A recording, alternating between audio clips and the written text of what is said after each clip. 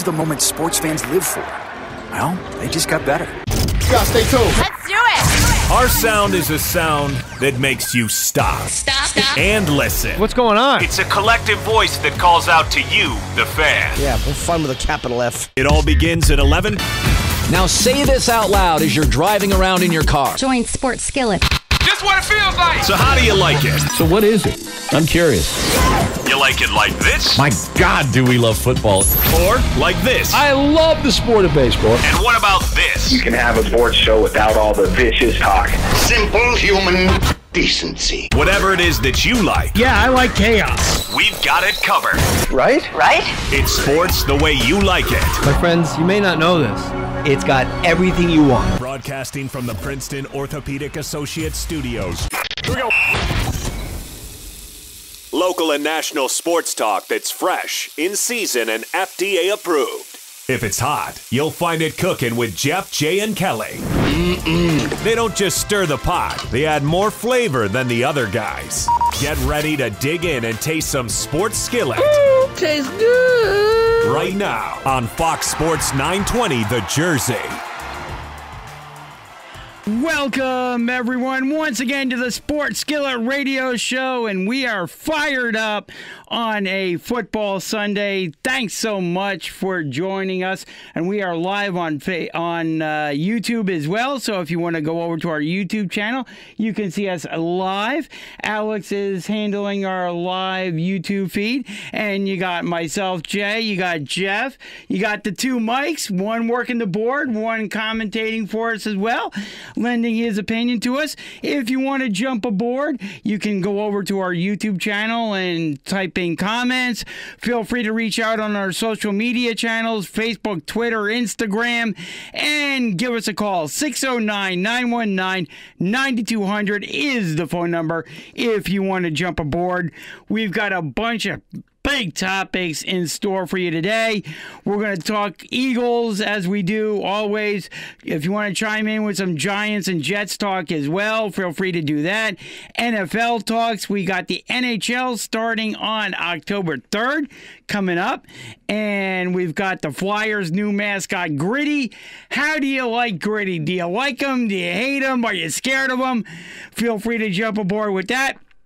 And we also got the MLB playoffs starting this week, so that is getting itself all sorted out as well. And again, like I said, phone lines are open.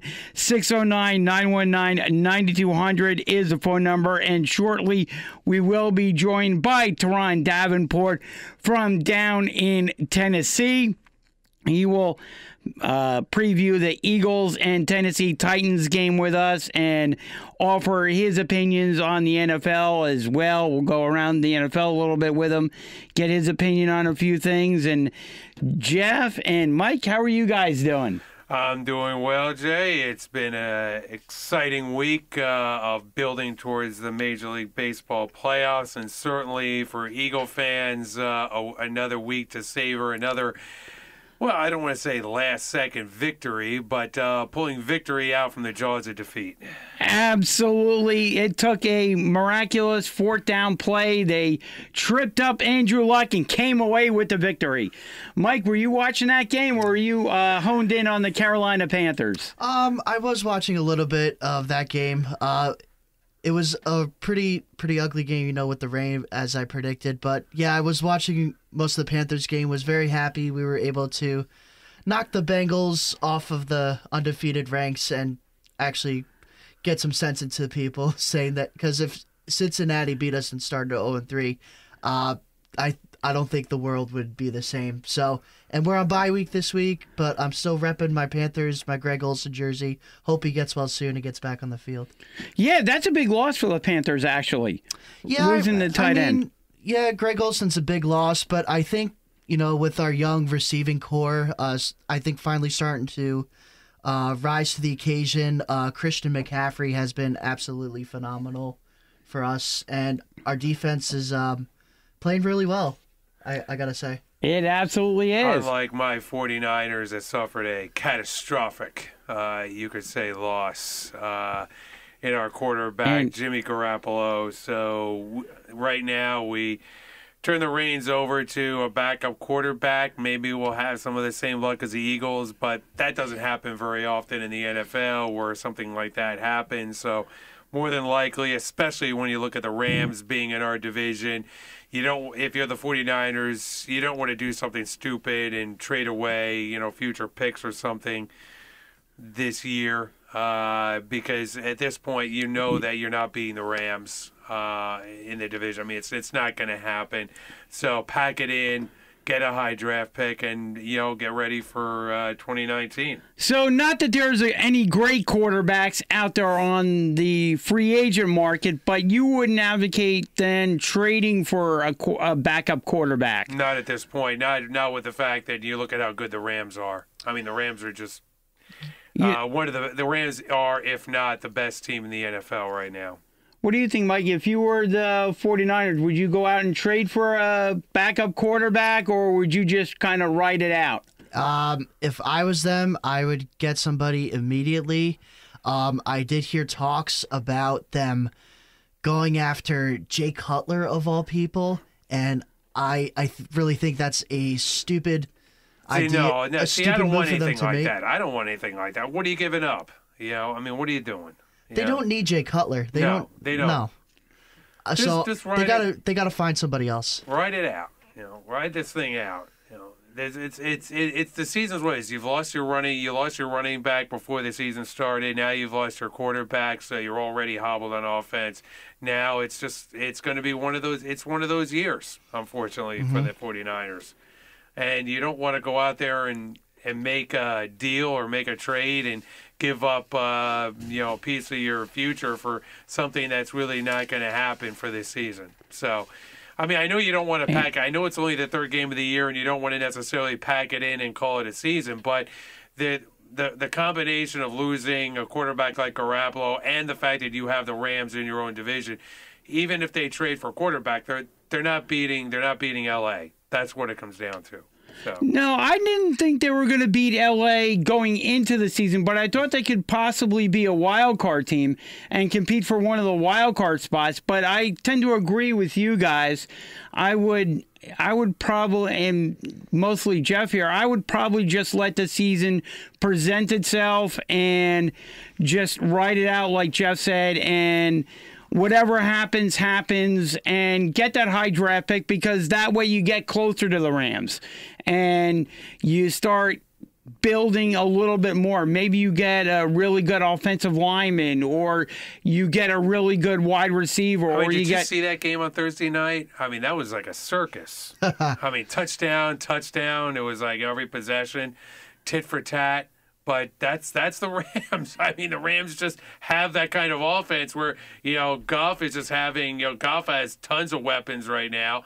The defense is awesome. They are as complete a team as we've seen in a couple of years. And I'll throw this out to you guys. Do you guys think the Rams are changing the way that we view rookie quarterbacks? Because if you look Goff's not a rookie. Well, no, but what I'm saying is the way we view rookie quarterbacks, because Goff came into the league, granted he had a terrible head coach. In Jeff Fisher, but he comes into the league and literally stinks it up for a year. He looks absolutely pathetic. So did Troy Aikman when he came in. But I'm saying, do you think we're changing the way that we're viewing quarterbacks? Because he comes in and everybody's saying he's a colossal bust in his first year.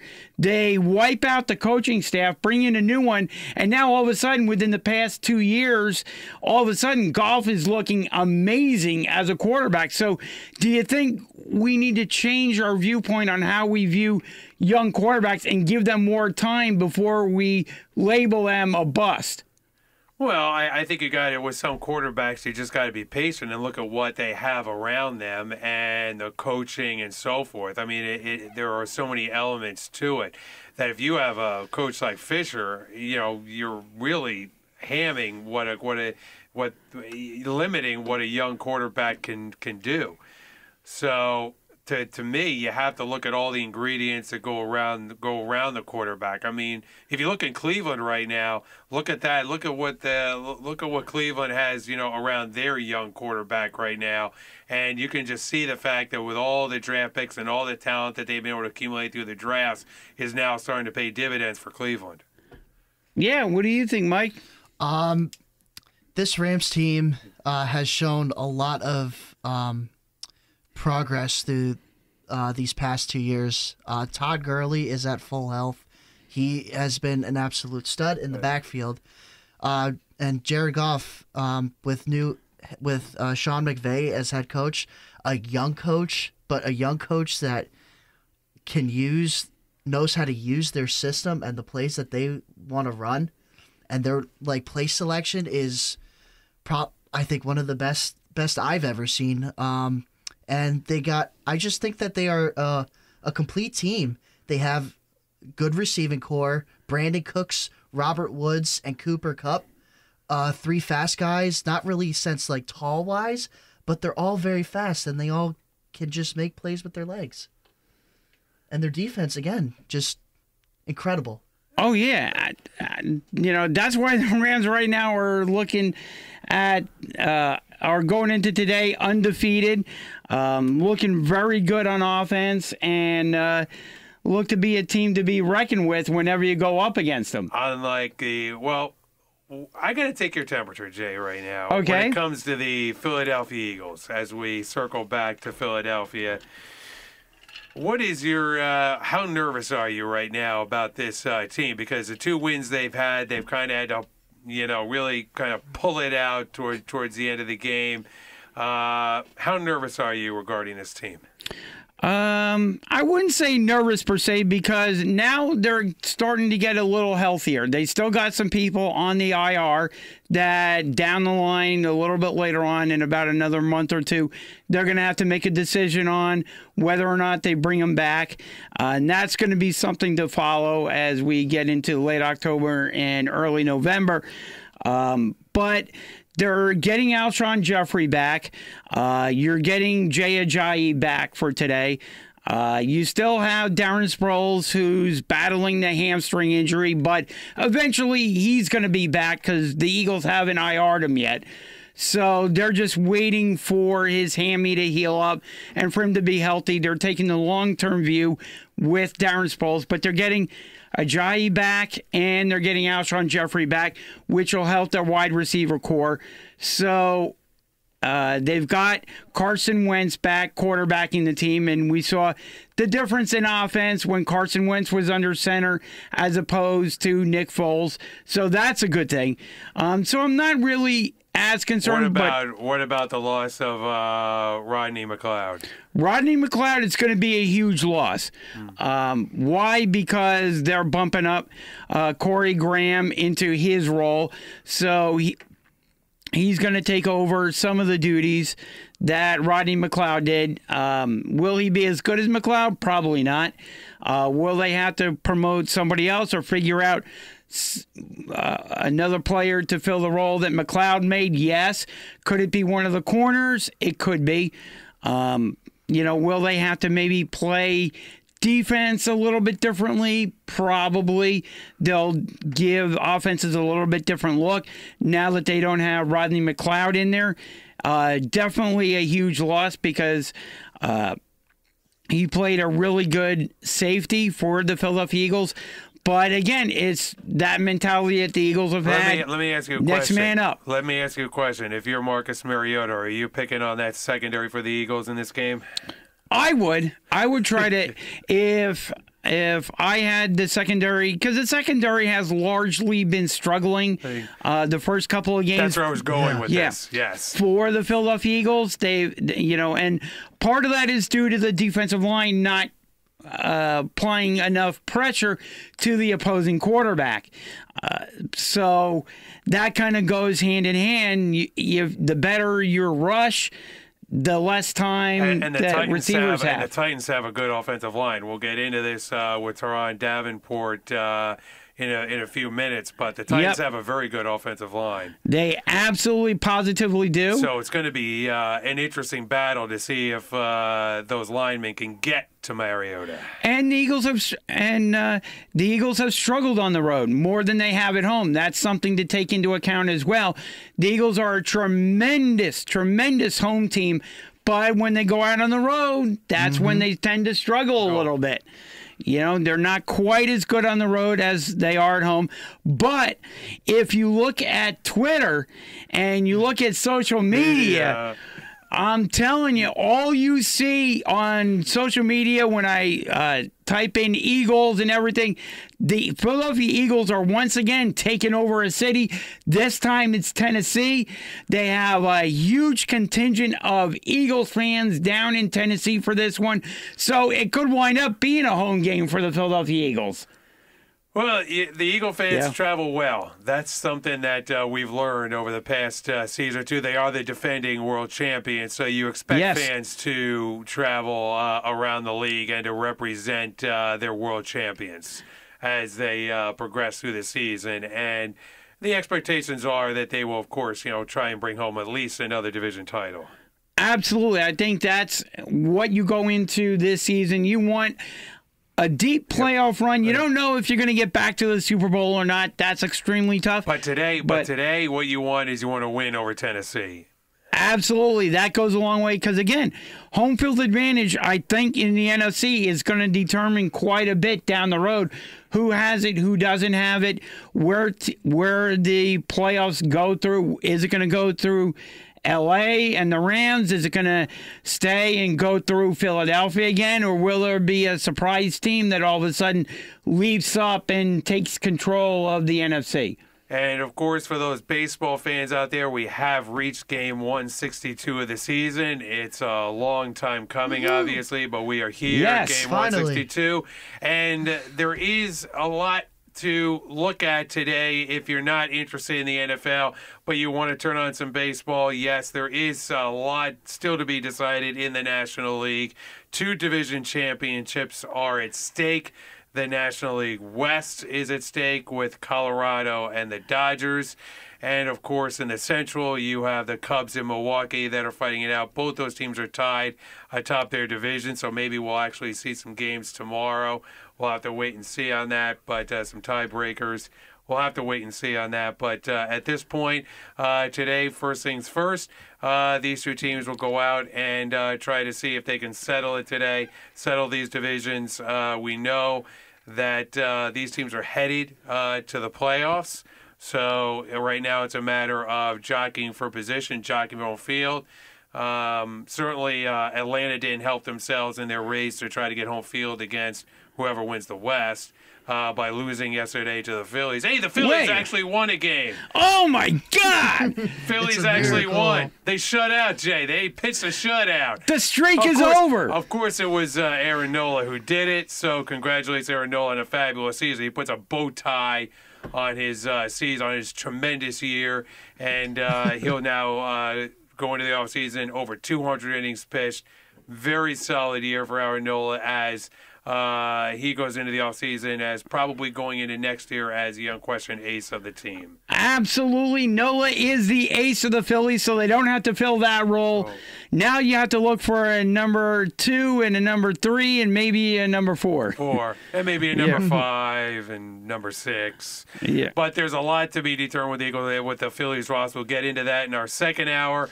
We'll come back. We'll talk a little more about the NFL, and we'll get into, obviously, I think maybe we'll get into hopefully a nice conversation on where this NFL policy really is going with this roughing the passer rule. So we'll get into that when we get back.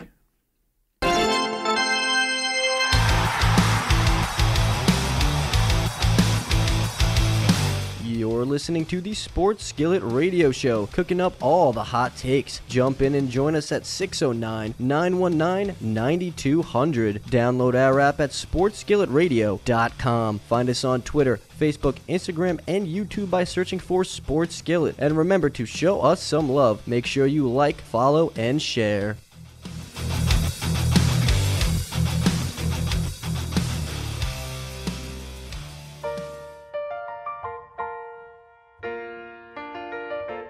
Remember the TV show Cheers, where everybody knows your name? Never been there. But every time I walk into Wildflowers restaurant on Pennington Circle, I feel at home and that I belong. Friday night, I headed over to Wildflowers, and even though it was packed, I easily found a seat at the bar and got cozy with 17 TVs. Baseball, golf, entertainment TV, you name it, including all NFL games. The bartender Dave suggested I order the Buffalo Wing Sampler, and you could tell he was a fervent fan. But reviews on Wildflowers Inn Restaurant Facebook page demanded I try the garbage truck pizza, and Kelly had just arrived and promised to help me dig in. Then it came. Garbage truck pizza does not live up to its name because it smells amazing and it tastes even better. Freshly sliced peppers and pepperoni, garlic, mushrooms, mozzarella, and meatballs all baked on this incredibly crunchy and warm double crust to hold it all together perfectly. Heaven, especially with one of their 23 beers on tap. I'm a believer. Go to wildflowersinrestaurant.com for more info or just come in. They are conveniently located on the Pennington Circle, right near I-95. I promise you, they will welcome you warmly, feed you well, and perhaps soon even know your name.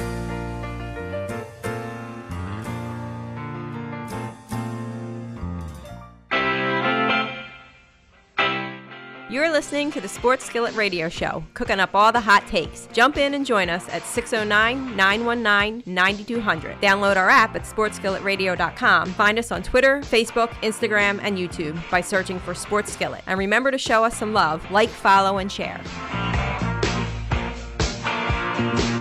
Welcome back to that same old place that you laughed about.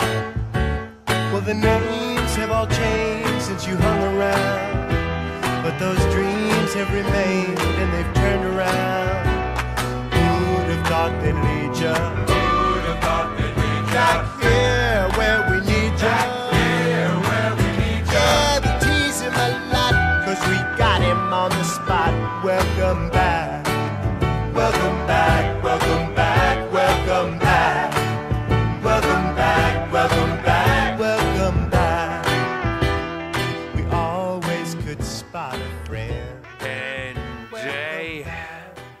The Mets, obviously, the last 2 days, welcome back their captain. Welcome back their one of the best players in Met history. Said goodbye, and obviously last night said goodbye.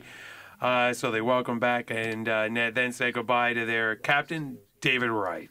Absolutely a Met icon for the ages. You could feel the love fest that was going on. I think Larry was actually in the building. He very well might have been. He was tweeting. He was obviously on Facebook, and I think he was actually our old pal Larry Charlop was actually in the building last You know, it's like earlier in the season. You wanted to be at Citizens Bank Park for Chase Utley's last series. You wanted to be in New York visiting the Mets, for David Wright's last series, because this is it. You will not see David Wright in the Mets uniform again. Last opportunity to enjoy David Wright. The thing is, both these guys will be eligible for the Hall of Fame in the same year. So Absolutely. It'll be interesting to see how many votes they accumulate. I don't know that David Wright is going to make the Hall of Fame, and I don't know he was on a Hall of Fame trajectory. He was, but so again, that's why those injuries are so catastrophic. What he suffered there was so catastrophic to his career because he was really on that kind of trajectory. He was, but again, you have a player getting hurt. Injuries are a part of sports, and sometimes you can have a very good player and injuries just sideline him from getting in. But you could see the raw emotion David Wright had last night playing that game, and coming out. The Mets let him come out all by himself to start the game, and then obviously all the handshakes and everything when he came out of the game. It was a tremendous. I'm not a fan of the Mets. I'm a Philly fan, obviously, but the emotion that the Mets fans showed, it reminds you a lot, like you said, of Chase Utley and the emotion that Philly fans have for Chase. Both these guys obviously were huge parts of their franchises. Obviously, Chase winning a World Series with Philadelphia. David not quite being able to close the deal for the Mets and win a World Series with the Mets. Mm-hmm. Yeah, I would have liked to have. He came close. I mean, he came close against Kansas City. I got to give the guy credit. So, but Kansas City was just a little bit better in that World Series. Yep. But, it was, we paid tribute to a great career by David Wright. He was a great leader for the New York Mets, even though he wasn't part of the Mets dugout these past couple of seasons. You could always feel his presence. He fought his injuries as hard as anybody could fight to get back on the field, and I'm just glad he was able to get back on the field one last time for himself, his teammates, and the fans of the New York Mets. They deserve it. And before we get into the roughing the passer rule, which has become a big topic in the NFL, Jay, we lost some pretty good guys this week. Tommy McDonald and Wes Hopkins. Wes Hopkins was part of that defense with Reggie White, I believe. Part of the defense. Yep, very good hitter with Andre Waters back in the safety position. The two of them formed a dynamic duo. And Buddy Ryan's defense, right? Buddy Ryan's defense. I mean, he was the type of safety where if you were going over the middle or you were on the field going out to catch a pass, you had to know exactly where he was on the field because you were. And this was back before, sort of before Dawkins, right? He was Dawkins before Dawkins. Dawkins before Dawkins. In fact, Dawkins, I think, kind of modeled his career after him, and tried to play up to the level that Wes Hopkins had established at the safety position in Philadelphia.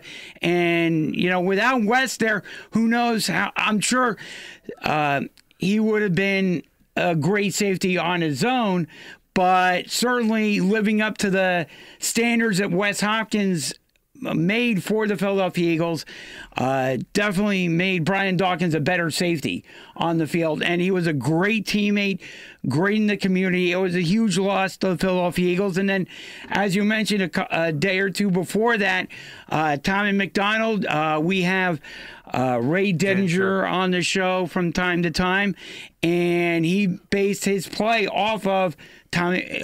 Such great friends. Great friends. We obviously send our condolences to Ray and all the family and friends of Wes Hopkins and Tommy McDonald.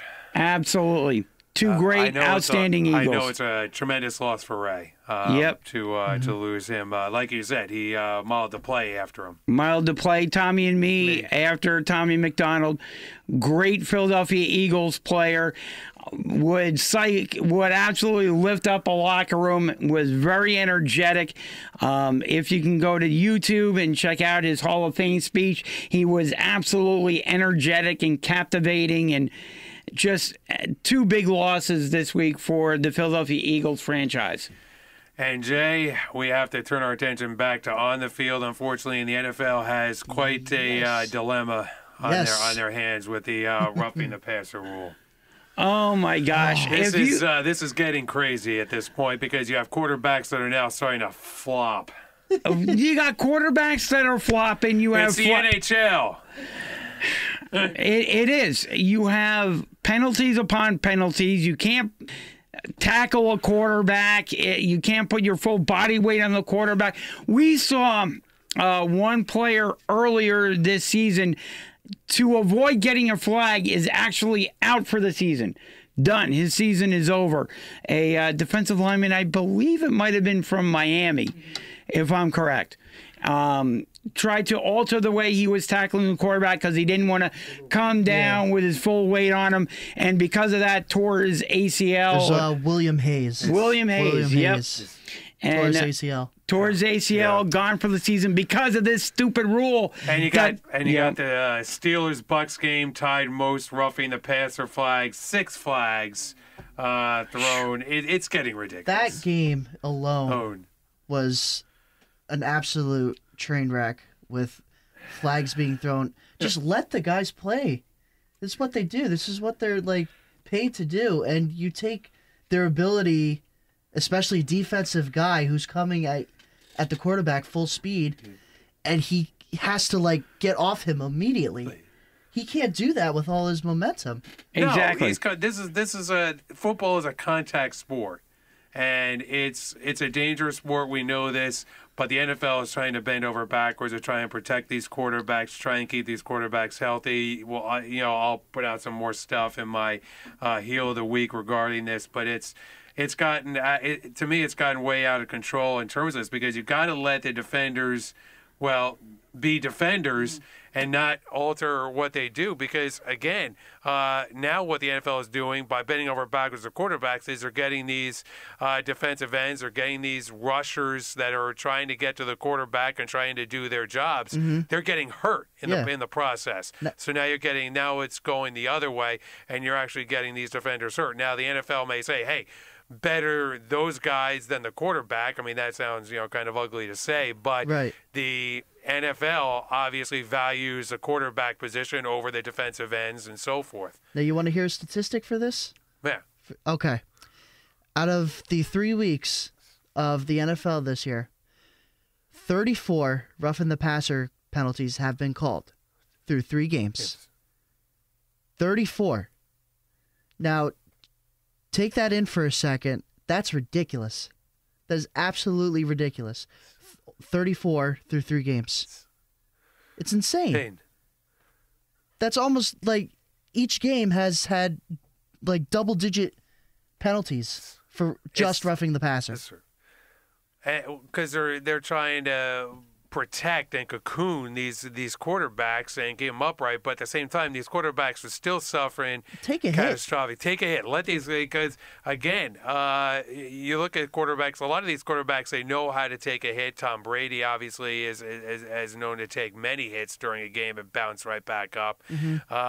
You've just got to allow these players to do their jobs, for crying out loud. Like 30 years ago, like back the 70s and 80s. Oh, those guys, the Steelers, the Steel Curtain, I mean, they'd be throwing up right now over this. Yeah. I mean, they would just be incredible. I mean, really. A lot of these, how about Buddy Ryan's defense, Jay? Which was get to the quarterback, right? Come on.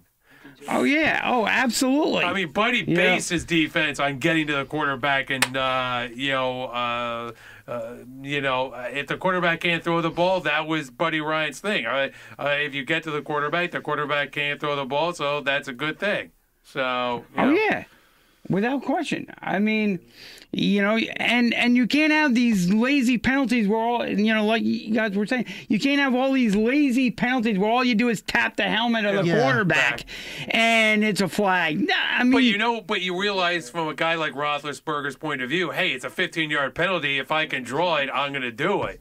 Yeah, that's the thing. If I can flop and do it, that's what they used to get away with in the NHL is the flopping and so forth, and that kind of turn, because it got ridiculous as to how these players, when they would take a hit in the National Hockey League, how they would just go down as quickly as they did, and it got and the term flopping comes into effect, and we're seeing that now with these quarterbacks. Yeah, and I know you want to protect the quarterbacks because it's a 15. Because Jay, it's a 15-yard penalty, so why not give it an attempt and do it? And again, who does this fall back on?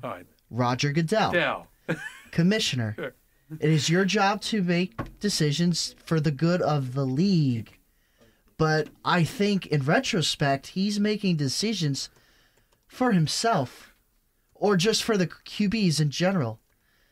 If you're a quarterback in the NFL, you're going to take a hit, and you have to understand that.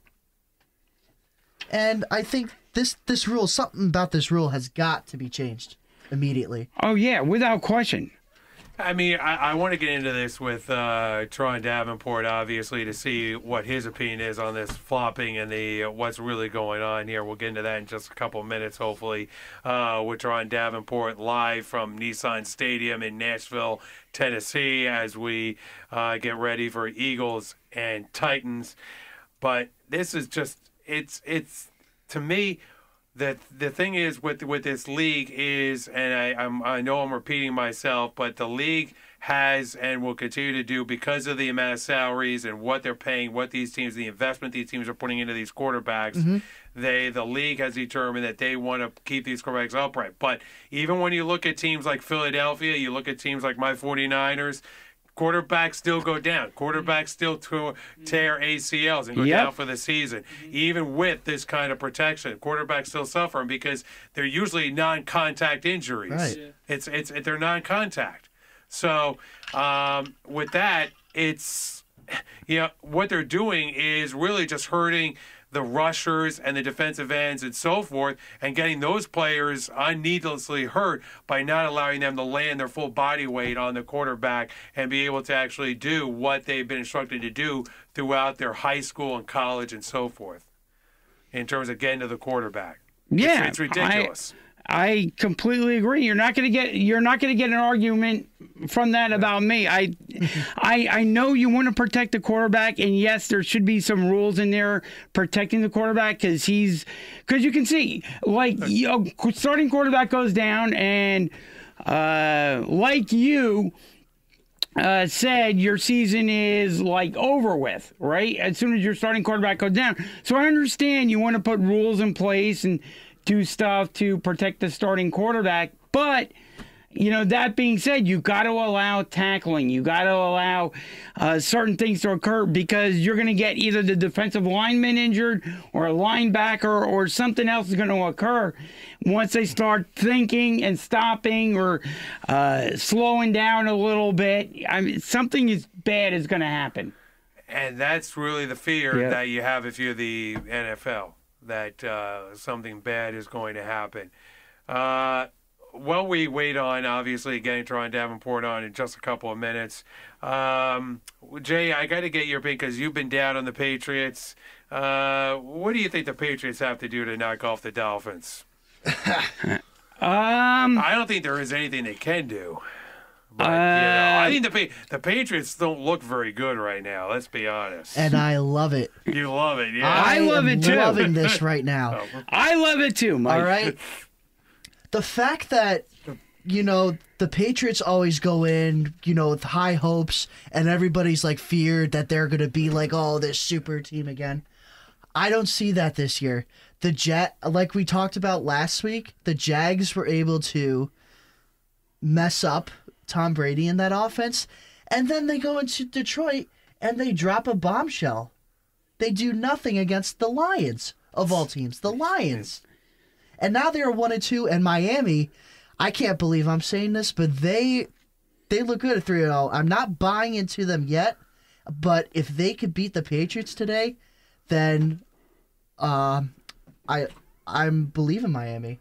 I'm gonna ride that train. I'm not hopping on bandwagon, but I'm just saying. I got Miami Miami actually goes in and defeats New England today. That's going to be, like you said, a huge step for the Dolphins in the division and to obviously take on the Patriots.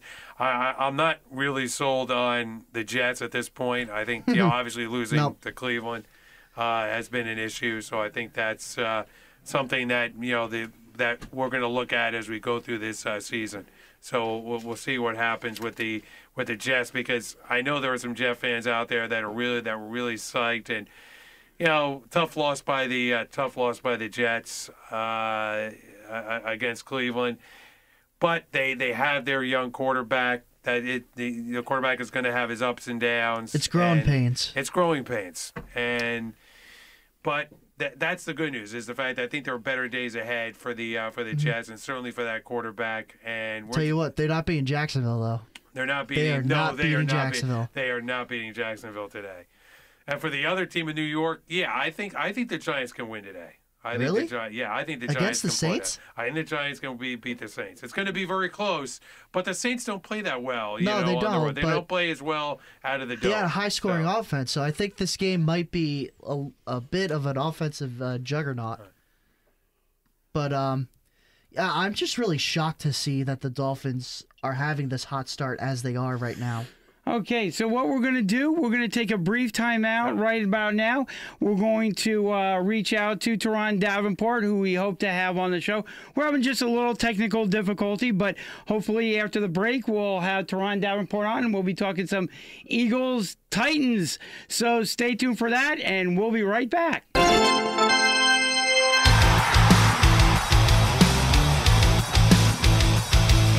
You're listening to the Sports Skillet Radio Show, cooking up all the hot takes. Jump in and join us at 609-919-9200. Download our app at sportsskilletradio.com. Find us on Twitter, Facebook, Instagram, and YouTube by searching for Sports Skillet. And remember to show us some love. Make sure you like, follow, and share.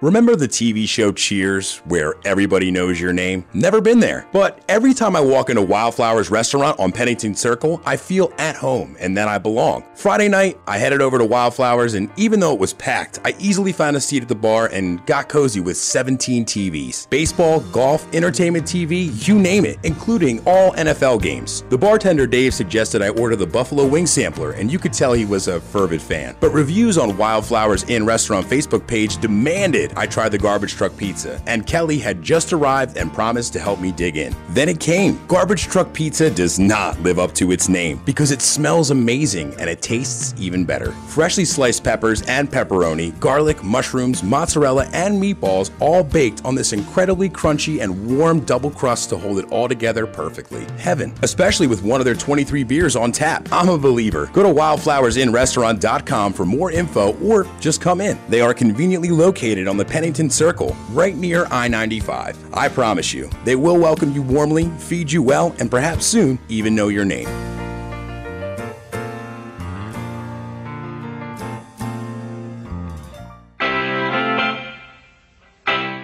You're listening to the Sports Skillet Radio Show, cooking up all the hot takes. Jump in and join us at 609-919-9200. Download our app at sportsskilletradio.com. Find us on Twitter, Facebook, Instagram, and YouTube by searching for Sports Skillet. And remember to show us some love. Like, follow, and share.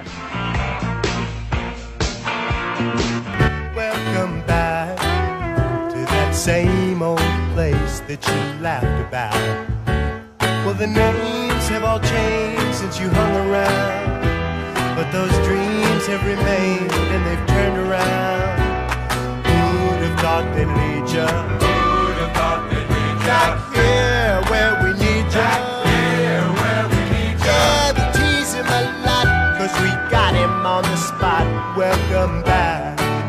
Welcome back. Welcome back. Welcome back. Welcome back. Welcome back. Welcome back. We always could spot a friend. And we are back here on the Sports Skill Radio Show. Remind you the number is 609-919-9200. If you want to get in, we can talk Eagles, NFL, NHL starting up. Yes, the NHL is back this week. So we'll see those Washington Capitals hoisting their banner this week as they as the world champions and the Stanley Cup champions get ready to get back into action this week. The Washington Capitals. We'll continue, though, our football discussion. And there is a Panther story out there this week that got a lot of attention, and that would be Eric Reid and the fact that the Panthers decided to sign Eric Reid. Now, Eric Reid has a history, of course, with my 49ers and the fact that he, along with Colin Kaepernick, took a knee, obviously, with during the national anthem. So I'm wondering your opinion as to the signing of one. You want Eric my Reid. opinion? Yes, your opinion. Okay. As to the signing of the Carolina Panthers signing Eric Reid. I was a little bit surprised. I didn't even know that he took a knee with Colin Kaepernick. Like that was actually the first time I ever heard about that. But I think for us, for my Panthers, I think we're trying to build our defense back up to the way that it was when we went 15-1 and went to the Super Bowl. And we do have a young secondary, I will say that. And I think what's going to help, I think Eric Reid will help our secondary out. He is an experienced safety. He's still a young player, but he does have that experience. So, I mean, if he stays out of trouble, I think that he will be a great addition to our team. And the thing is now, obviously there was a theory going around that obviously he was being blackballed along with Colin Kaepernick for, obviously the anthem protests and all that. Now that he has signed, maybe there is hope down the road for Kaepernick to get a contract, get a backup quarterback role. Like I've been saying over and over and over again, I seem like a broken record. He is definitely better than a lot of the backup quarterbacks that are out there. And I actually thought about this week, with the 49ers the way they are, and the position they're in, well, could you imagine them actually bringing back Colin Kaepernick for an encore performance in San Francisco, knowing the fact that obviously, hey, sign to a 1-year deal, bring him in, and let him play because, hey, you're the 49ers, you lost your quarterback for the season. You talk about taking no gain. You talk about not taking any risk or not giving up anything. The only thing you're giving up would be money in this case to bring in Colin Kaepernick. But it doesn't look like the 49ers will go in that direction to bring back their old starting quarterback. Because here's the thing, but that would be interesting, wouldn't it? It would back Colin for the 49ers to bring back Kaepernick.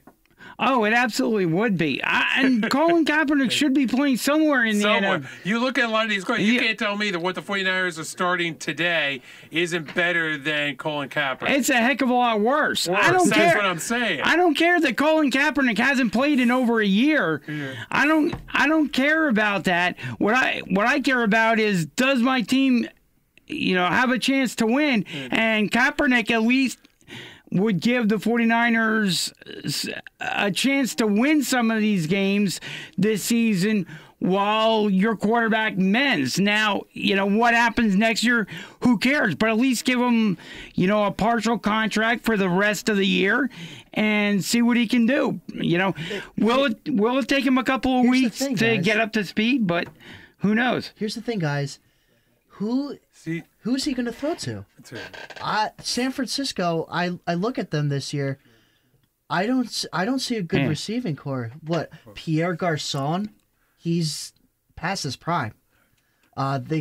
Goodwin's hurt. Marquise Goodwin. Yeah, he's hurt. Who else do they have?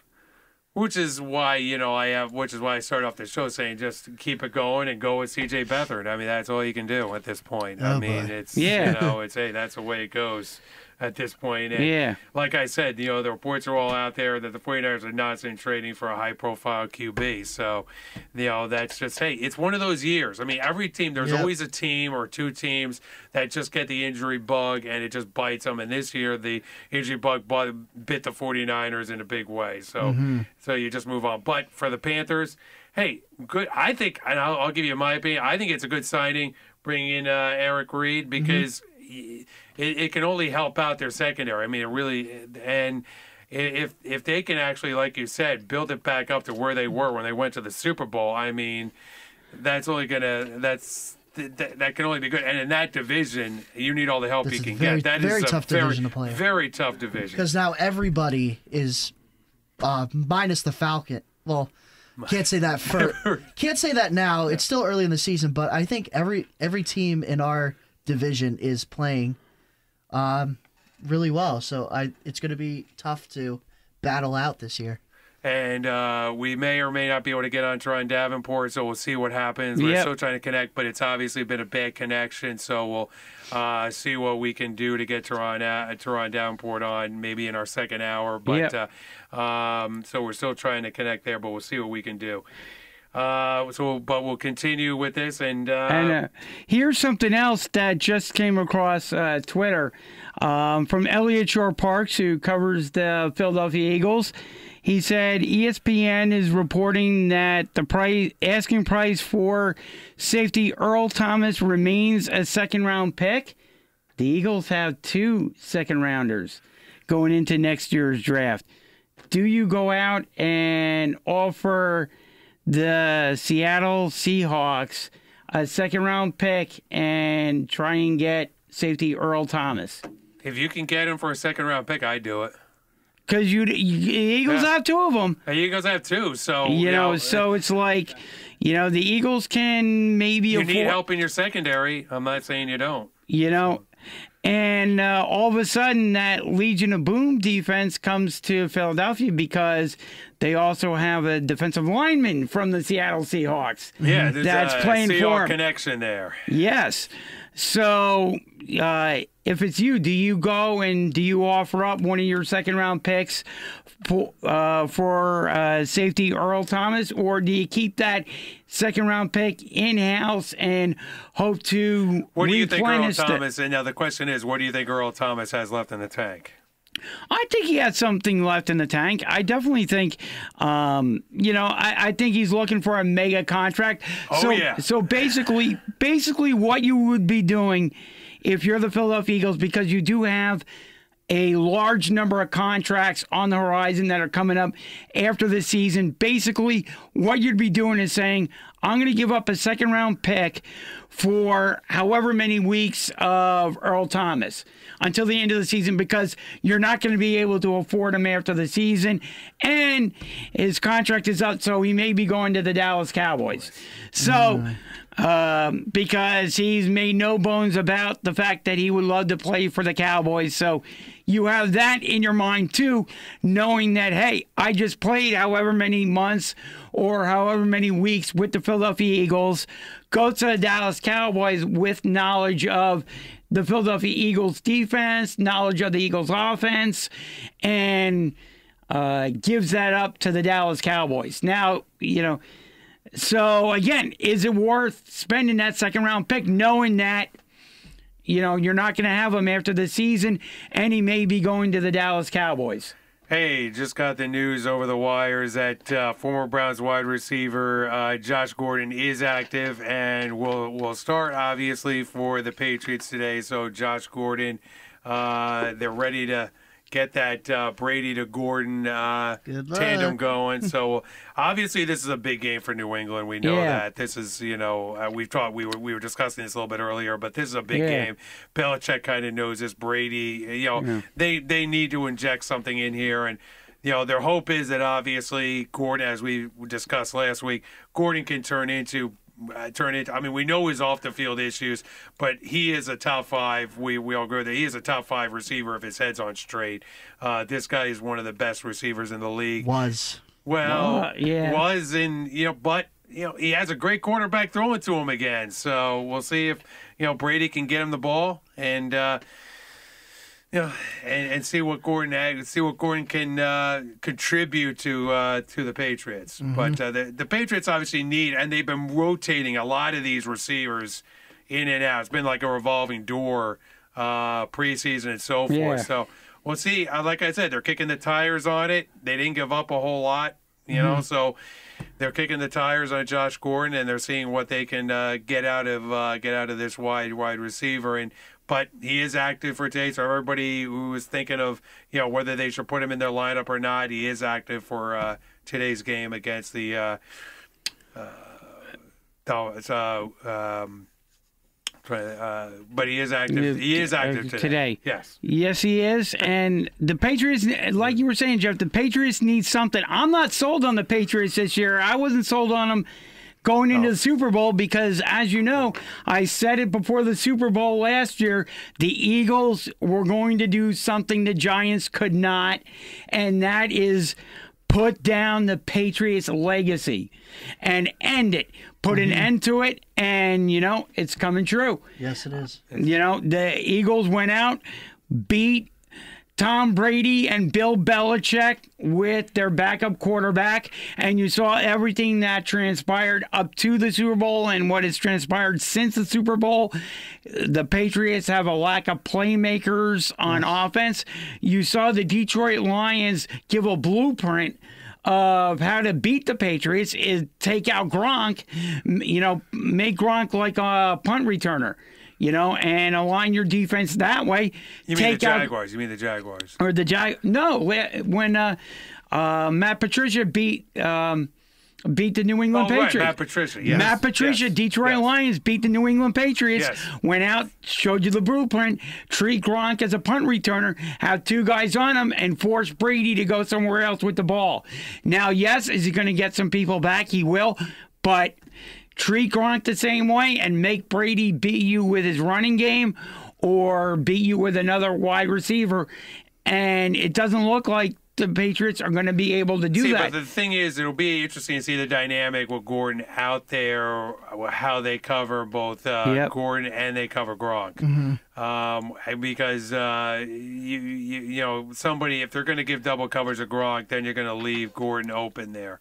So we'll see. We'll see what Miami has in store today. What kind of defense they'll actually come up with to deal with that. But I agree with you that you sort of cover their receivers and make the Patriots beat them with their running game. I mean, that's really what you try and do with the Patriots right now. They have Brady hasn't been able to get it done. And they have a lack of playmakers this season. They absolutely do.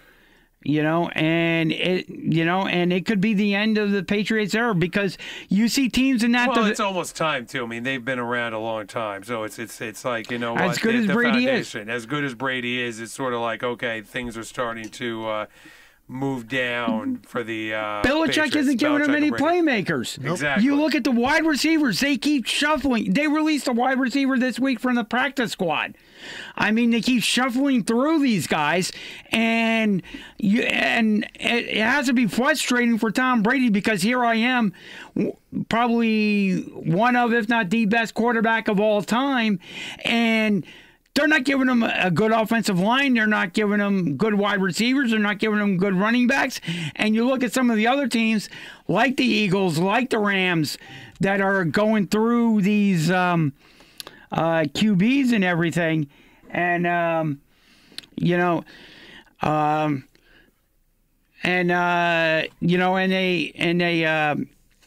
they keep doing that, and that's what's going to happen to the Patriots. You know, that's what's going to happen. Belichick has depleted them. Yep. Has depleted their receiving corps, absolutely. And Brady obviously can only do so much when he's, has all those defenders getting in his face and so forth. But it comes down to whether or not, I said this before, if the Patriots can run the football, that opens things up for Gronkowski. That'll open things up for Josh Gordon.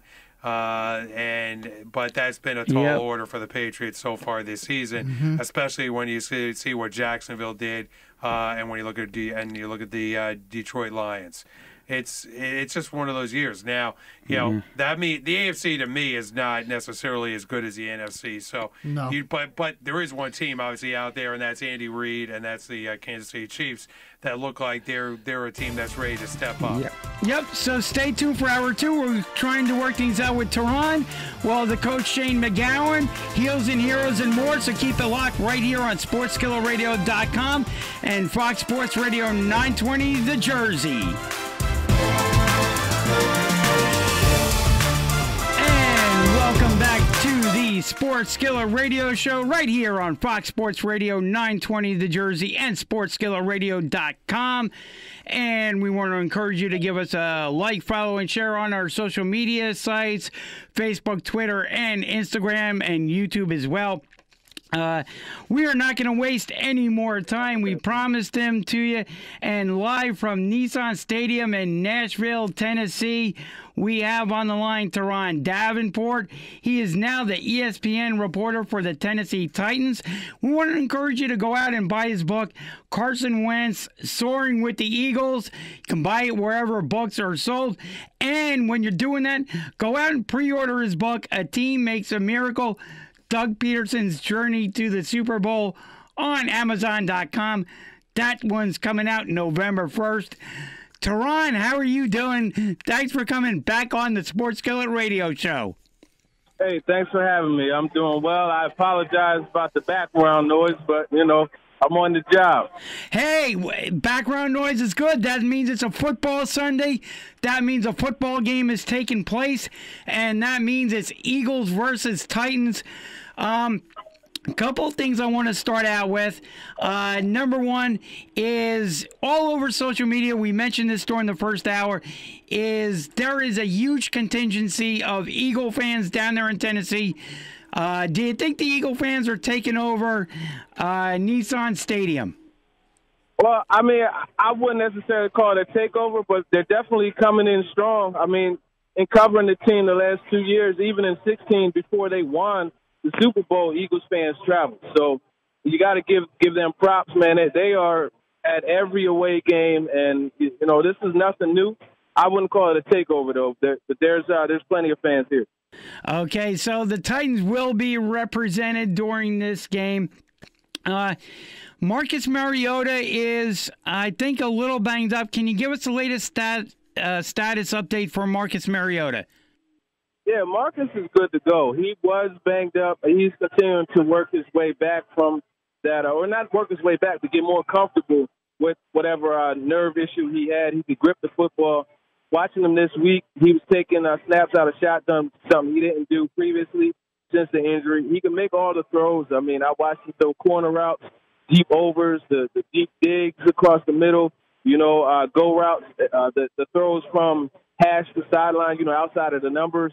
Everything is good there, so I don't think there's going to be any limitations from him as far as that's concerned. And, Turron, should the Titans open up the passing game against the Eagles or let Dion Lewis and Derrick Henry loose? Yeah, without a doubt they should open up the passing game. I mean, not get away from the running game, even though this defense has only allowed 61.7 yards rushing per game, which is top in the league. You still want to, show that balance, but there's going to be opportunities to pass the football. And, frankly, passing the football is the way you beat this Eagles team. You got to get that quick passing game going because those guys up front, from Chris Long to Fletcher Cox especially, BG, Brandon Graham, all those guys, man. Derek Barnett, the rookie or the second-year player, these are guys that get after the quarterback. So the best thing to do is get that quick passing game going to negate that pass rush. But then you combine that with the fact that these corners, especially 31, Jalen Mills, like to play off. You almost have to play off with Jalen. So that gives you opportunities for a free release and to get a nice completion. And then, when he starts biting on it, that's when the double move comes into play. That's really the formula to beat this defense. And, Turron, what is your opinion on the NFL roughing the passer rule in terms of what's going on right now in the league? You see these quarterbacks taking some of these hits, or actually, you look at some of these hits and they're kind of questionable in the quarterback. You see some of these defenders getting hurt in the process of trying not to land the quarterback with their full body weight. What's your opinion on this roughing the passer rule? Yeah, it's diluting the game. And then if you look at it, right, one of the players, William Hayes from the Dolphins, he got injured trying to make sure that he didn't fall on the quarterback. So I think the rule is excessive. I think it's taken away. I mean, this game is inherently violent, so you have to make sure that, you know what you're working with. I mean, obviously you want to make sure the game isn't, as violent as it was in the past, but, at some point basic physics come into the play, and, it's hard to imagine a guy 300 and something pounds just suddenly twisting himself like Gumby and not falling on somebody. I mean, gravity. There's a such thing as gravity. So that's how I look at it. And you look at the San Francisco 49ers, and obviously they lose their quarterback, Jimmy Garoppolo. Would you go out and sign a quarterback, or would you just go to the well with C.J. Beathard?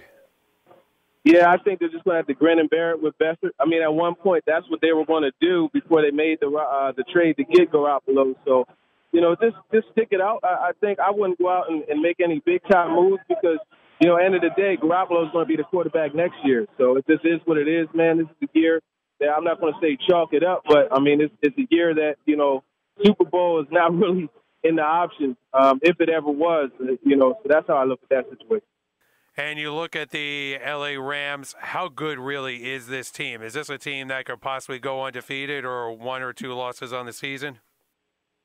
Well, I mean, offense, scoring points, that's the sexy thing. But when you have a team, a defensive team that can slow them down and score some points, that's definitely a threat. But, I mean, I tell you, they're fun to watch. I think they can go far. I think Marcus Peters coming back and playing on Thursday was something that, was really impressive. No one thought he was going to play. Got those guys up front and Aaron Donald and Sue. I think they're in good shape. But, I mean, I'm not going to say for sure that they're a Super Bowl favorite because offensively you could always have that bad day. You always have a defense that can plan you and figure out a way to slow you down. So if that happens, they have to be able to keep opposing teams from scoring points. And I don't know for sure that they could do that, especially without Aqib Talib. And should the Bucs trade Jameis Winston? What are your thoughts on that quarterback thing down in Tampa? that would be idiotic to trade Jameis Winston. You know, I believe a leopard always shows his spots, and that's what you saw in Fitzpatrick against the Steelers. He's in no way. Fitzpatrick is one of the best, and listen, he's a solid quarterback. But we've seen this. We've watched this movie before. He finesses teams, man. He'll come in and it's a low pressure situation. He'll do really well, and the team will make a mistake and make him their franchise guy. And then 2 years later, they're going to be drafting the quarterback high. I wouldn't trade Jameis by any means, and that's no disrespect or slight on Fitzpatrick. But you know, let's face it, he is what he is. He's a guy that can come in and win for you in spots, but he's not your long-term option. And circling back to the Philadelphia Eagles, what are the keys do you see in this game for the Eagles coming out on the victorious side against the Titans? Yeah, I think it's going to be all about Carson Wentz extending plays. He has to get outside of that pocket.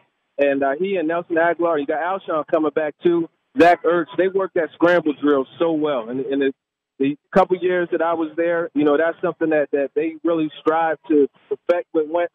And I think it's something they're going to continue to work on and continue to excel at. So that's the way to find those hidden plays, whereas it allows you to, you know, get off-schedule throws and plays that you wouldn't really expect to. Like, it's not scheduled into the game plan, but it's an opportunity to get some extra plays and, you know, get some hidden plays, like I said. Hi, Jay. Turron, this is Mike Alessandro. I'm new on the show.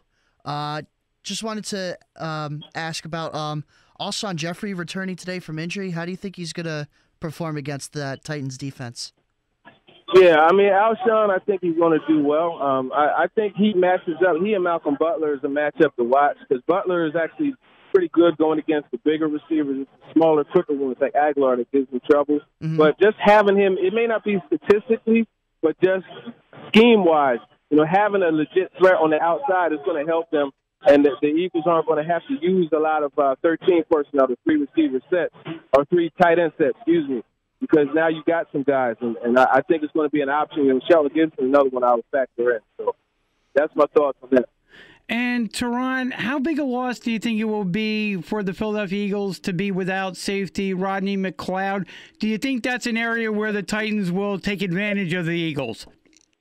Yeah, it's going to be a huge loss to not have him because, you know, he's their center fielder. He's the guy that allows Malcolm Jenkins to come down in the box, where he's probably the best safety, you know, in the league from that perspective.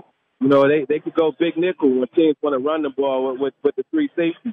But without Rodney McLeod, you know, you don't have the 3 safeties that you could trust. And Jim Schwartz likes that scheme. So it's going to make things a lot tougher. But, you know, it's going to be interesting watching how it works out. McLeod was also solid as far as coming up and filling against the run. And even, you know, tackling guys after they catch the ball. He was very good in that perspective. So Corey Graham's going to have to step up. We'll see what happens. We will, and hopefully Corey Graham can step up. One question I have for you, as the game is going on and the game is presenting itself, what can the Eagle fans key on and say, uh-oh, we've got a problem here if something goes right for the Tennessee Titans? Like, if we're watching the game and we see it, you know, as it's taking place, what do you think the Eagles can look at and say, uh-oh, the Titans are going to give us a battle here? Well, yeah, I think it's Mariota and his ability to, you know, break the pocket and break off big runs. That's the main thing. So that's the thing to watch. The double moves, I think that's something else that is going to come into play. So they'll have to really watch out for that. Gotcha. And before we let you go, we want to talk about your new book that's coming out, A Team Makes a Miracle, Doug Peterson's Journey to the Super Bowl. People can pre-order it on Amazon.com.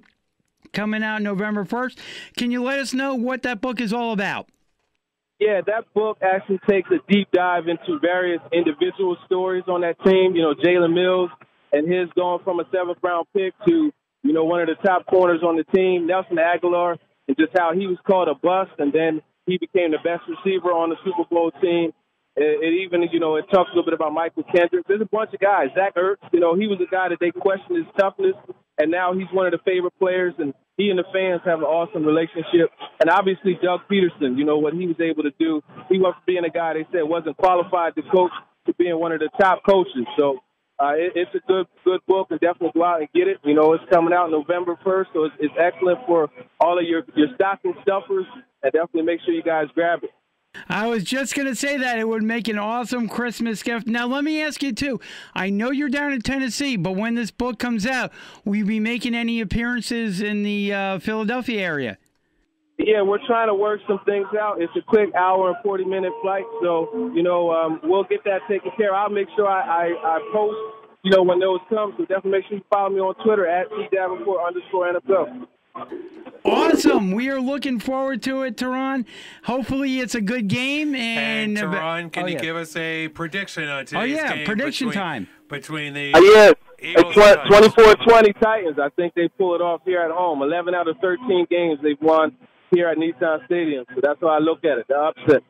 Wow, picking the Titans win. And the Eagles have struggled on the road, too. We brought that up as well during the first hour of the show. Exactly. So we'll see what happens. Exactly, Turron. Hopefully we can have you back on again real soon. Want to wish the Titans good luck down there, and hopefully it's a great game, and we're going to be looking out for your book when it comes out November 1st. All right, thanks a lot. Okay, thank you, Turron. And, of course, we want to encourage everybody to give Turron a follow at @TDavenport_NFL on Twitter. Turron Davenport _NFL on Instagram, and of course Turron Davenport Titans News on Facebook. You can just go to our social media sites. We have it all posted right there for you. Easy to find, Turron. Just go over to our social media sites, and they're all posted there. And we'll take a break, and we'll come back with the coach, Shayne McGowan.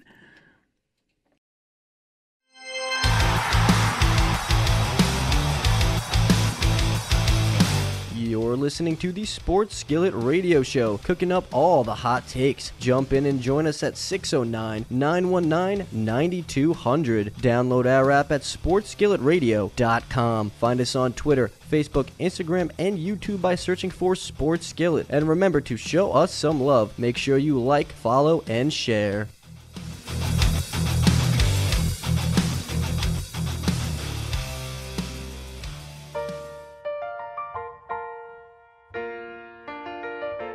Remember the TV show Cheers, where everybody knows your name? Never been there. But every time I walk into Wildflowers restaurant on Pennington Circle, I feel at home and that I belong. Friday night, I headed over to Wildflowers, and even though it was packed, I easily found a seat at the bar and got cozy with 17 TVs. Baseball, golf, entertainment TV, you name it, including all NFL games. The bartender Dave suggested I order the Buffalo Wing Sampler, and you could tell he was a fervent fan. But reviews on Wildflowers Inn Restaurant Facebook page demanded I tried the garbage truck pizza, and Kelly had just arrived and promised to help me dig in. Then it came. Garbage truck pizza does not live up to its name because it smells amazing and it tastes even better. Freshly sliced peppers and pepperoni, garlic, mushrooms, mozzarella, and meatballs all baked on this incredibly crunchy and warm double crust to hold it all together perfectly. Heaven, especially with one of their 23 beers on tap. I'm a believer. Go to wildflowersinrestaurant.com for more info or just come in. They are conveniently located on the Pennington Circle, right near I-95. I promise you, they will welcome you warmly, feed you well, and perhaps soon even know your name.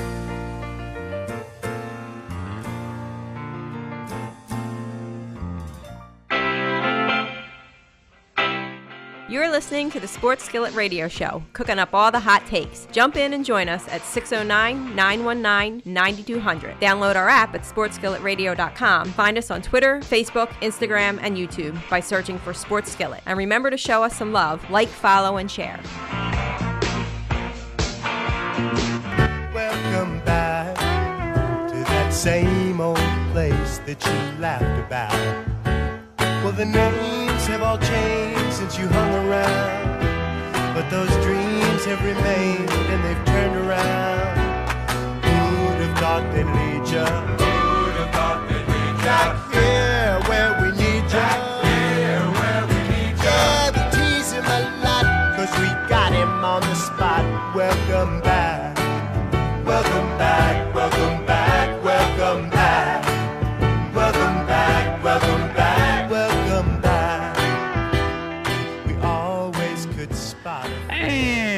Welcome back to the Sports Skillet Radio Show right here on Fox Sports Radio 920 The Jersey and SportsSkilletRadio.com. If you want to jump aboard, phone lines are open. 609-919-9200 is the number. You can also reach us on our social media platforms, Facebook, Twitter, Instagram, YouTube.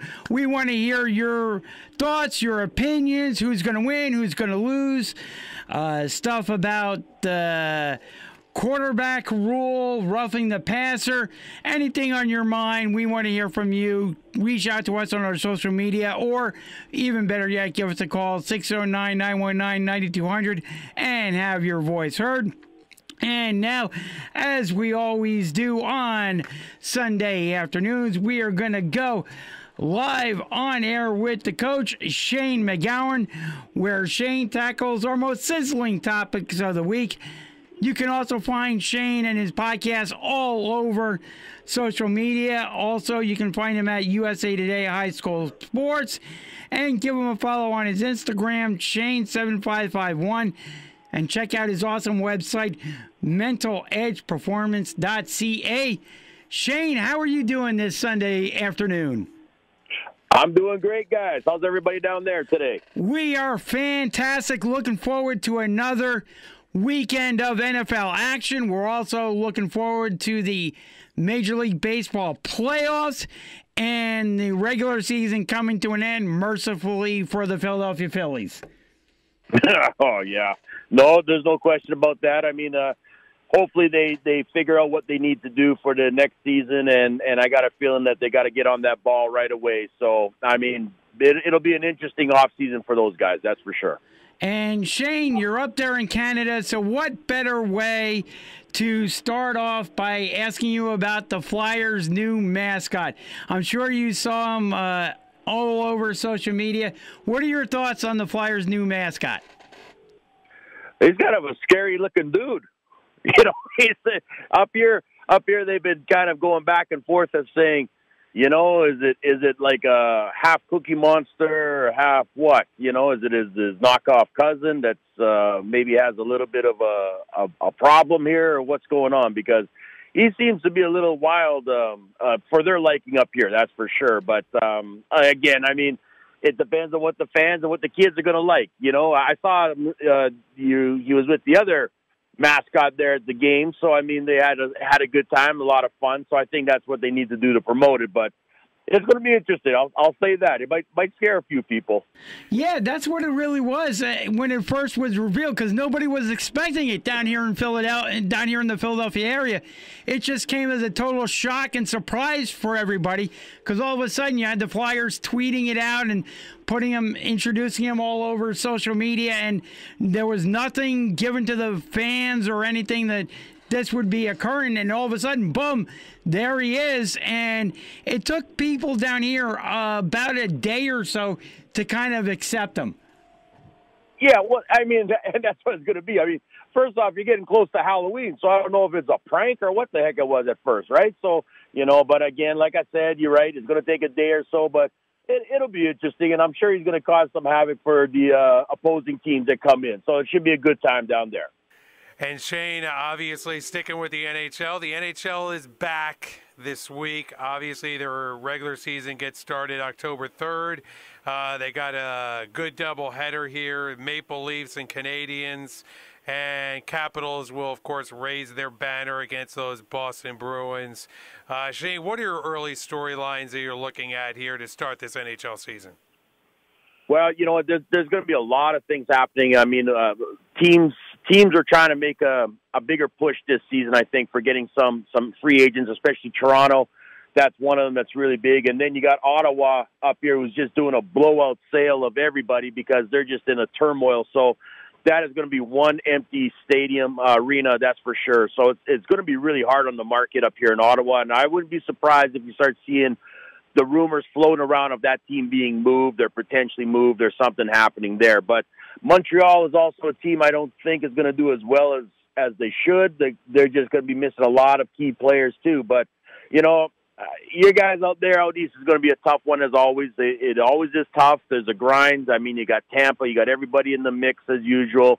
And I know out here in the Central and the West, it's always going to be a fight. So all these teams are really looking good. The Canucks, Vancouver is still a team that I'm not too sure about, and same with Anaheim right now too.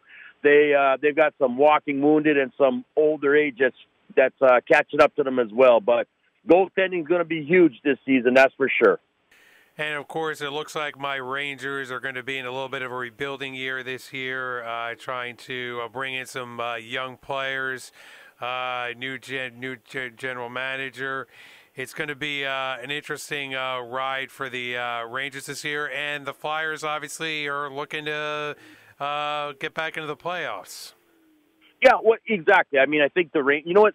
I almost think it was time for the Rangers to get a bit of a rebuild, kind of what New Jersey did. And I think New Jersey is going to be the other team that's going to be a little bit of, can they repeat what they did last season? And that's going to depend on how fast these guys can get that puck in and how their power plays are going to be playing out. But I think that's the way the Rangers want to go this direction as well and say, let's do what New Jersey kind of did. We can get young talent in there and let's get these guys moving. But the Flyers are definitely going to be trying to make a push to get themselves into that playoff contention. There's no question about that.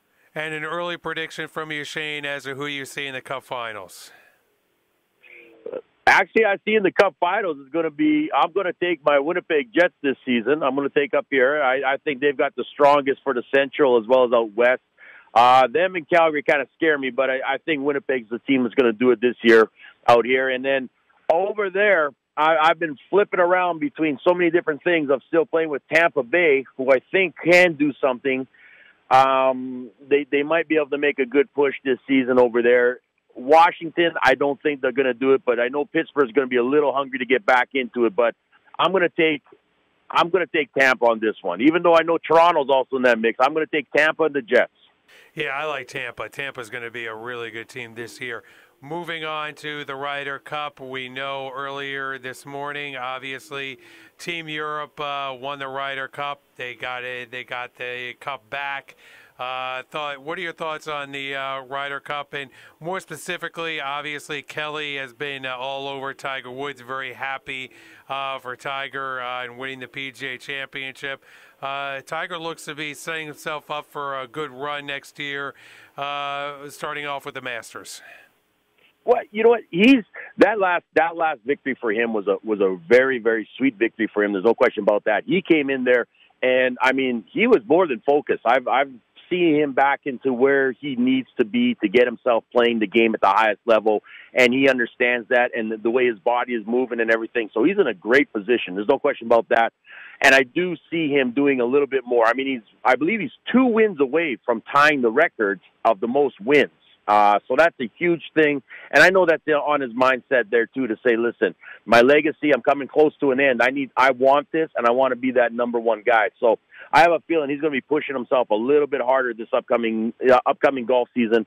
And I think he's got great potential to do it if he can keep himself healthy. But if he can come in there without any distractions from the outside life, I think he's going to make a real good push. And I think a lot of guys are looking at him saying, wow, we're in a little bit of trouble, too. And then, of course, we're starting to get ready for the NBA, Shayne. The NBA is starting to kick off their preseason and get going. Obviously, the big news in the NBA is LeBron James and obviously how he's going to work out there in L.A. And things are, he's already laying down the groundwork. Obviously, Jay is always been on the fact that, LeBron obviously would kind of clash with some of the players on the team. I don't have to mention one in particular. But Mr. Ball. Mr. Ball. But they do seem to be at least cordial here in the early going. Yeah, I mean, look, it's LeBron's been around long enough. He's a mentor. He's a leader. He's everything that there is to the NBA and to that organization. And I think what he's doing is he's doing everything the smart way of coming in. He's seeing what he has around him. He's seeing how they respond to certain things at times. And I guarantee you on the practice court there, he's barking out a few things at them as well to see how they're going to respond, especially come pressure time, game time situations. So LeBron knows what he's doing, and he knows that they're young and that there's a lot of more, how can I say, distraction and hype on this Laker team due to the fact that he's there. So then that's his part to kind of control that a little bit too. But I mean, if you're going to play with this guy, you need to be on your game, but you cannot be the guy that's going to kind of sit back and be a little bit, I don't want to say disrespectful, but kind of have your ego in the way too. Let LeBron do what LeBron does best, because he will help you get to where you need to go. And he's going to make you really, really a talented player if you're not already. So, like I said, if they're smart and the Ball family can kind of keep the nose clean of everything with them, they're going to go a long ways. And I know LeBron has said the same thing, is that we are a bit of a young team rebuilding too, so you cannot put too much expectations on that team. And I agree with him on that. I think if they're going to play well, they need to play first as a unit, and that's what he's still trying to figure out. So Magic and the rest of that Laker team, I mean, they're going to have a good representation of this team, but I'm still going to sit back and watch and see how the season goes to see if the attitudes start to come out from these young guys and how LeBron's going to react to that. And Shayne, I always try and take your temperature each week when it comes to the Raiders. You know, this is getting ugly. I was talking to my board op, Mike, who is also a Raider fan, and, you know, he's kind of like boycotting the Raiders at this point. You know, it's kind of gotten to that point. He thinks that they're going to be booing him in the black hole out there. You know, here's the thing is, I go on air every time with all the shows and everything, and I'm always, okay, if as a fan, I'm taking my Raiders. But if you're playing fantasy and you're doing everything like that, don't take the Raiders. I mean, and it's killing me, right? But I honestly believe going into Cleveland, playing Cleveland here, this is the game that they need to win. I mean, look, Baker had a great game. There's no question about that. But I think that the Raiders are going to pull this one off. I think Derek Carr is going to be able to do a little bit more, and Marchand is going to also get the ball going too. But the problem I'm seeing out of these Raiders is very simple, is they get it all the way down to playing 55 minutes of football, but they can't finish it, and it's coming down to play calling and clock management. And this is on the coaches now, too. Gruden's the man in charge of that. He needs to understand this game a little bit better.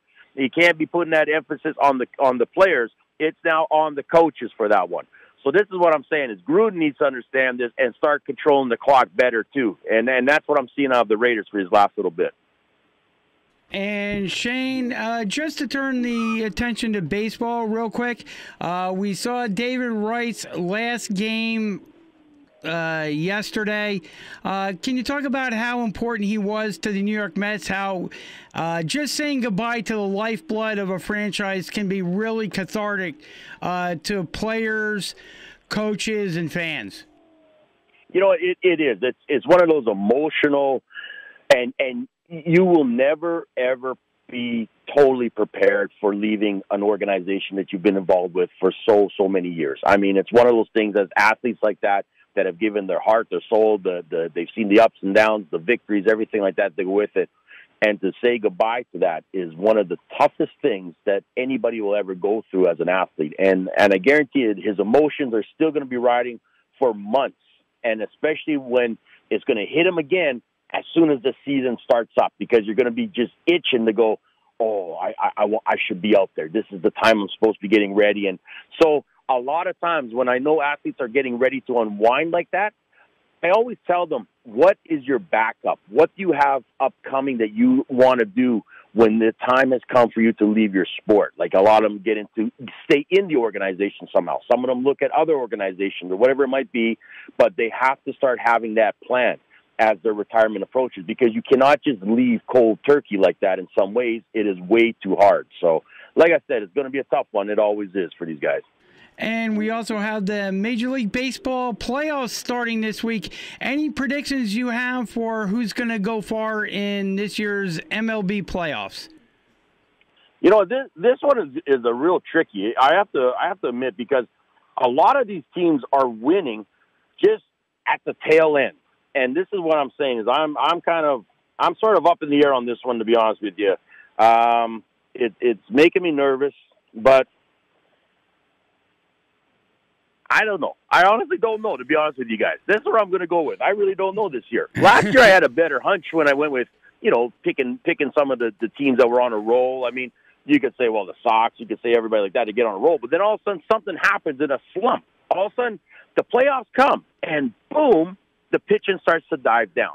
The hitting isn't there anymore. And now you're starting to kind of go, okay, so what's going to happen? I got a feeling there's going to be a surprise, though. Someone's going to shock somebody up there. There's no question about that.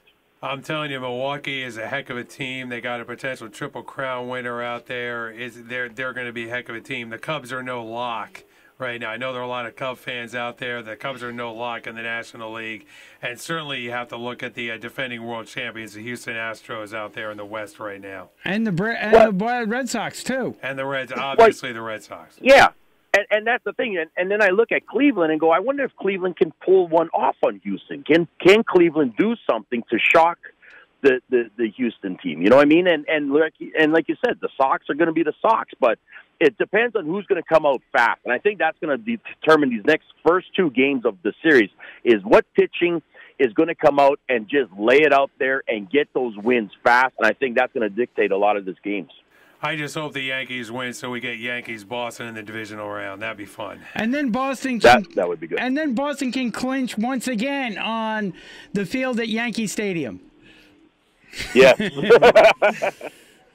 Absolutely. That would be fun. Shayne, we love having you on every week. We look forward to getting you on again next week. And I want to encourage everybody to give you a follow on Instagram at Shayne7551. Check out your website, mentaledgeperformance.ca, and also all your podcasts and USA Today High School Sports. Thank you very much, guys. You have a great one, and we'll talk next Sunday. All right, absolutely. And we thank Shayne McGowan for coming on week in, week out with us here on the Sports Skillet Radio Show. We'll take a break. We'll see what's trending in sports history, and we'll come back with our heels and heroes. Welcome to This Week in Sports History, sponsored by Wildflowers Restaurant on the Pennington Circle. I am Jeff Sellner. Let's dive right into the history books. On September 30th, in 1939, the Waynesburg Yellow Jackets and the Fordham Rams played on New York City's Randall Island. The game was broadcast by NBC and was the first American football game ever televised. The Rams defeated the Yellow Jackets 34-7. Fordham entered the game as a preseason favorite to win the national championship. 9,000 fans attended the game, announced by Bill Stern of NBC. Fordham ended the season with a record of 6-2. Texas A&M would go on to win the national championship by being named the national champions by the voters in the AP Writers' Poll after defeating Tulane 14-13 in the Sugar Bowl. On October 1st in 1903, Game 1 of the first ever World Series was played between the Boston Americans of the American League and the Pittsburgh Pirates of the National League. The series was a best-of-9 affair. Boston won the series 5-3, winning the last 4 games. Notable was Pittsburgh's Honus Wagner. The league batting champion batted only .222 in the World Series and committed 6 errors as he was bothered by injuries. The following spring, Honus refused to send his portrait to the Hall of Fame for batting champions. Honus wrote, "I was a joke in that Boston-Pittsburgh series. What does it profit a man to hammer along and make a few hits when they are not needed, only to fall down when it comes to a pinch? I would be ashamed to have my picture up now." Honus Wagner ended his career with a lifetime batting average of .329 and was inducted into the Major League Baseball Hall of Fame in 1936. On October 2nd in 1965, the Philadelphia Phillies and New York Mets played an 18-inning scoreless tie. Yes, 18-inning scoreless tie in a nightcap of a 29 doubleheader on a Saturday at Shea Stadium. What was remarkable besides the tie, you ask? How about Mets starting pitcher Rob Gardner and Phillies pitcher Chris Short pitching 15 innings to begin the game? Short struck out 18 Mets along the way. 10,371 fans witnessed the tie in person as the Mets were 50-110 after this game. The Phillies were 83-76. The Phillies won the first game of the doubleheader 6-0. On October 3rd in 1971, women's professional tennis player Billie Jean King became the first female athlete to win over $100,000. Between 1961 and 1979, Billie won a record 20 Wimbledon titles. Off the court, King was a fighter for equal prize money for men and women. She was elected to the International Tennis Hall of Fame in 1987 with a career singles record of 695 and and 155, winning 82% of her matches.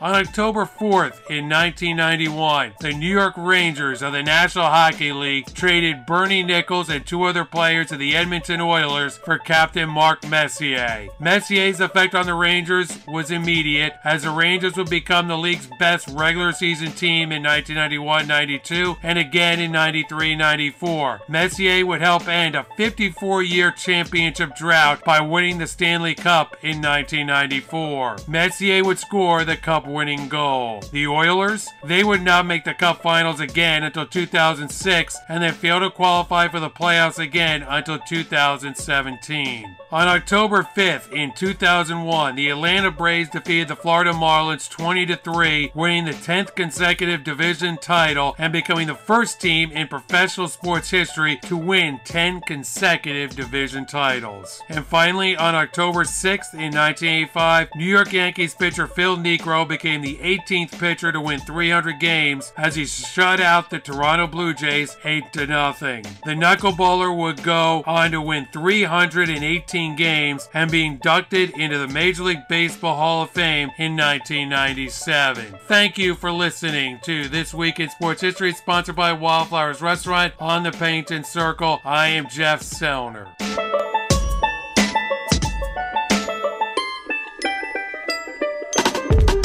And we are back here on the Sports Skillet Radio Show right here on Fox Sports Radio 920 The Jersey and SportsSkilletRadio.com. Thank you very much for joining us here today.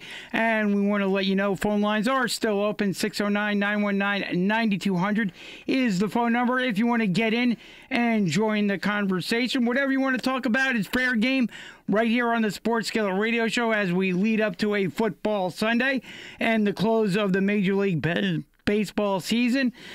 You can also reach out to us on our social media accounts, Facebook, Twitter, Instagram, and YouTube as well. We want to hear your thoughts, your predictions, whatever you want to talk about. It's always fair game here on Sports Skillet. And now, Jeff, I think it's time for a little Heels and Heroes action. Yes! Yes! Yes! Yes! Yes! Yes! Yes! All right, I am Jeff Selner, and my heel of the week is the NFL and its roughing the passer rule. I realize the intent of the rule is to protect the quarterbacks in the league and help prevent them from suffering serious injury. However, defenders are getting seriously hurt trying to avoid landing on top of the quarterbacks with their full body, so their full body weight is not put on the quarterback. Dolphins defensive end William Hayes tore his ACL in his right knee, trying to avoid landing on top of Raiders quarterback Derek Carr.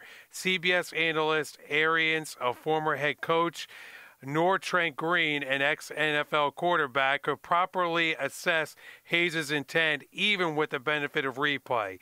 The NFL had similar issues with the catch rule and surviving the ground, tying the league up in what is and what is not roughing the passer.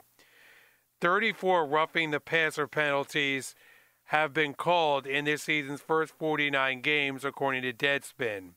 While not many per game, the ones against Packers linebacker Clay Matthews, which looked okay, had the competition committee do a conference call, in the end, holding the status quo. In my opinion, there needs to be further clarification for defenders and the ability for them to hit the quarterback to avoid injury to themselves.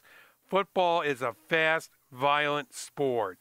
Trying to outlaw all physical contact to quarterbacks will only get more defenders injured.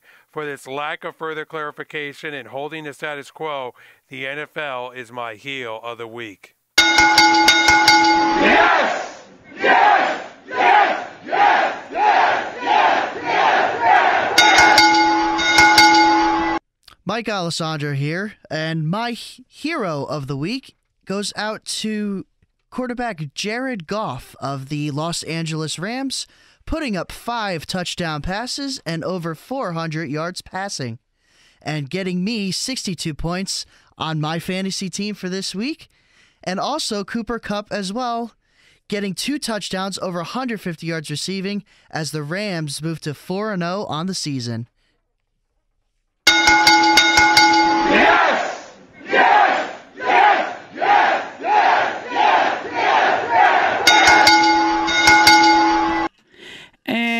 I've been wanting to do this for a couple of weeks now, but I will do it today.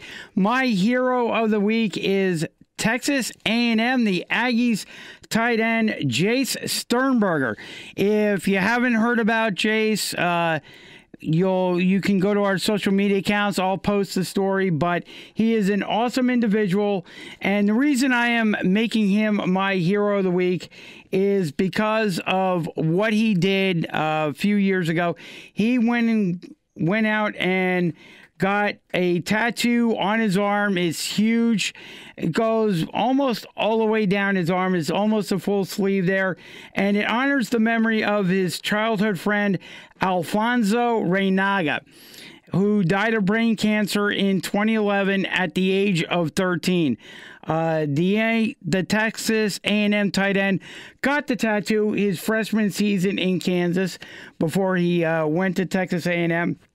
And the reason it's really cool is the two of them only knew each other, only became friends for 6 months before Alfonso Reynaga passed away from brain cancer. So it was only a 6-month friendship, but the two of them made an imprint on each other, and the two of them hung out all over campus, and they always hung out together. And Jace obviously was a big influence on Reynaga, keeping his spirits up.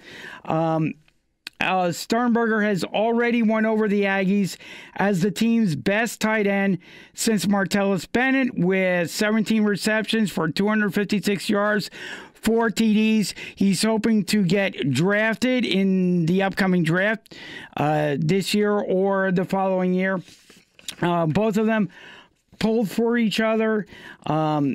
There was also a beautiful eulogy that Jace delivered for Alfonso at his funeral.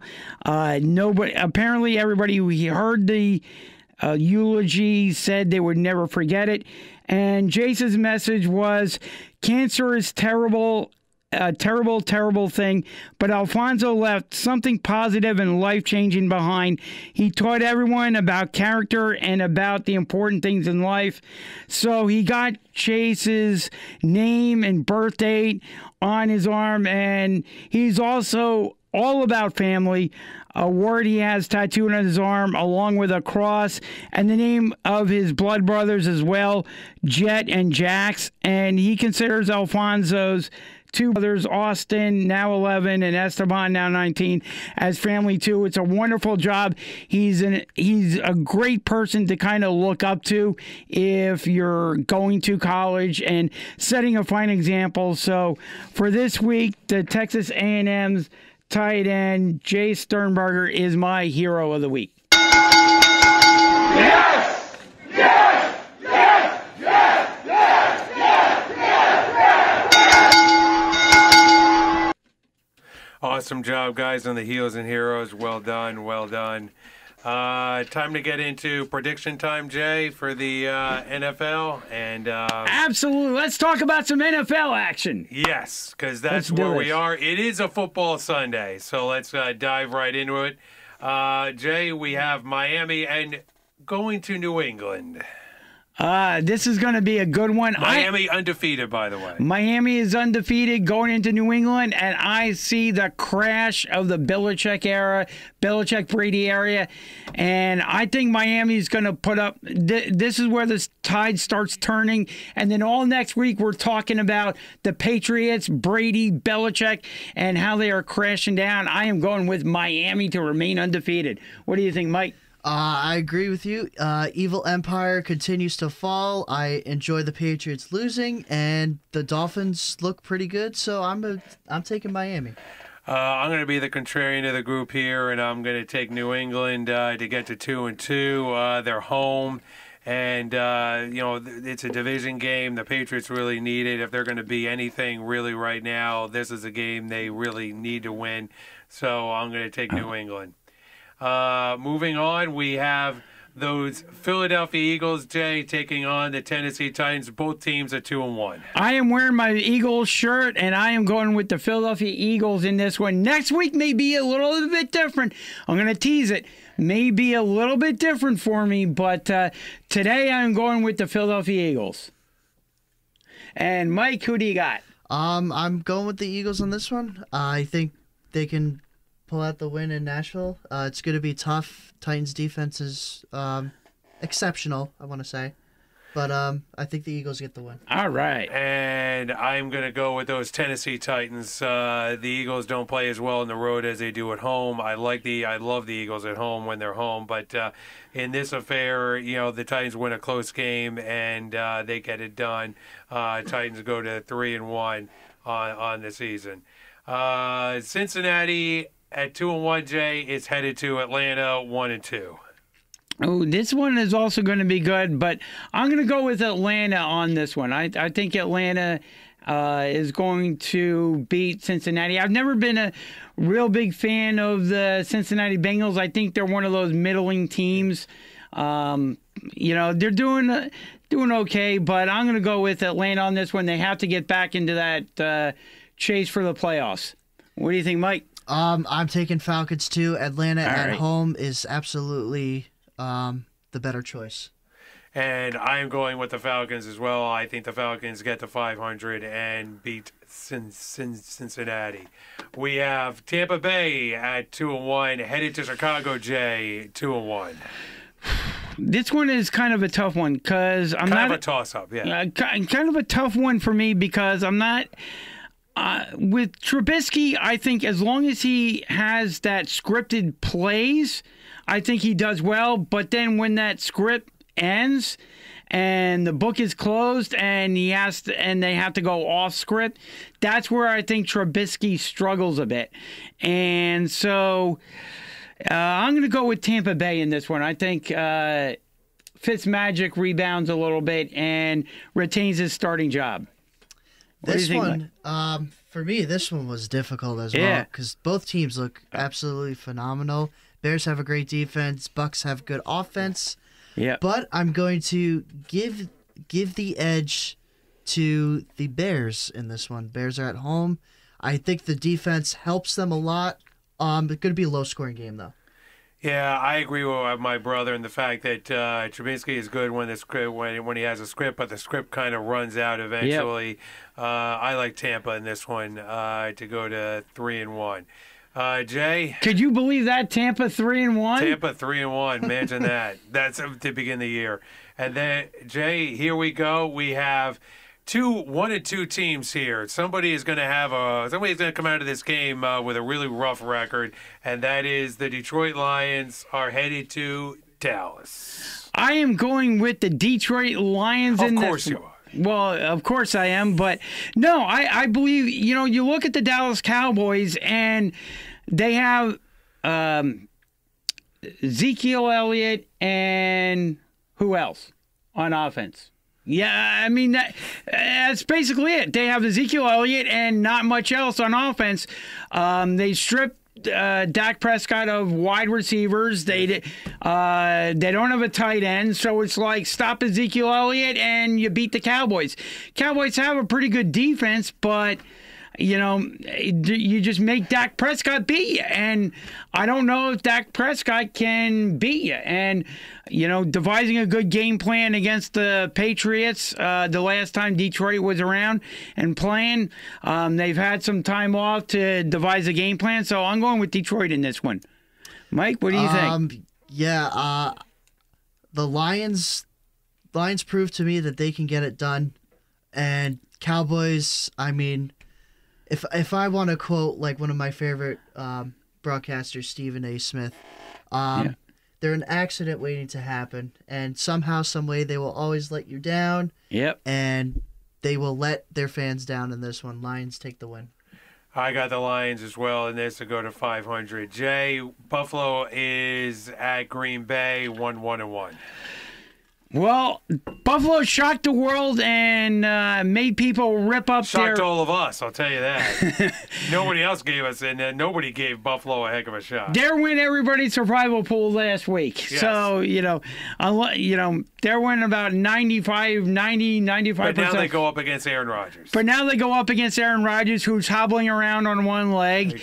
I think Buffalo's one-game winning streak comes to an end. I'm going to go with Aaron Rodgers in this one. What do you think, Mike? Yeah, Green Bay all the way in this one. Green Bay all the chance. way. Green Bay all the way. Houston, Jay, 0-3. They were my Super Bowl pick. That's down the tubes at this point for the most part. 0-3 teams. I mean, it's a tough break. Houston really 0-3 is in Indianapolis 1-2. Jay. I'm going to go with Indianapolis. I like Frank Reich. I like Luck as a quarterback. Houston's struggling, trying to still figure things out. I know they are a desperate team to try and get a win, but give me those Indianapolis Colts. What do you think, Mike? I think I'm officially done picking the Texans in games. Pretty much given up on them. I take the Colts winning by field goal.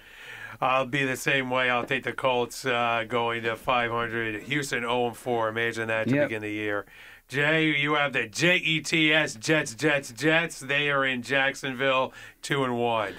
I like the Jets. They are an ascending team. I like their quarterback. I like a lot of things about them, but I think they dropped to 1-3 today against Jacksonville. I think Jacksonville is a little bit too much for the Jets this week. Jaguars get Fournette back today. He's good to go. Jaguars win this easily.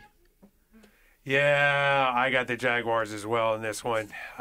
Easy, maybe not necessarily an easy win, but I got the Jaguars going to 3-1.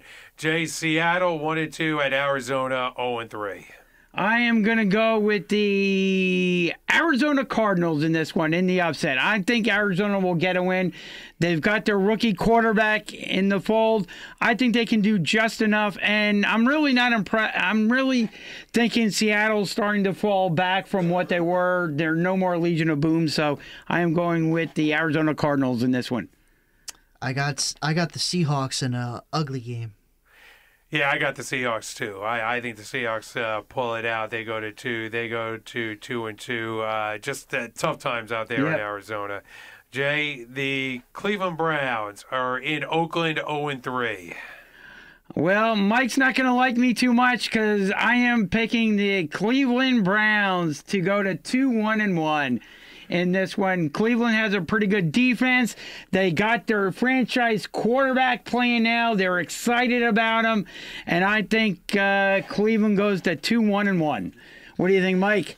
I'm hopping on the Raiders in this one. Raiders get their first win. I really don't think that Baker Mayfield does well on the road. I'm sorry, but yeah, this is a tough thing for Baker Mayfield. But somehow I just see the Oakland Raiders screwing something up there in the final couple of minutes, and providing a win for Cleveland. But both of these teams can both miss kicks and do crazy things. I see a crazy ending to this game somehow, some way. If only the Raiders had a pass rush. Yeah, if the only Raiders had a pass rush. Yeah, unfortunately that's in Chicago. I'm taking Cleveland. Jay, you have the 49ers. They are in L.A. to face the Chargers. I think you'll agree with me that with Blaine Gabbert as a quarterback, I don't have as much faith in the 49ers, although I do have a couple of players on my fantasy team still, but I'm going with the Chargers in this one. Mike, who do you got? Chargers taking this one. Chargers take it easy.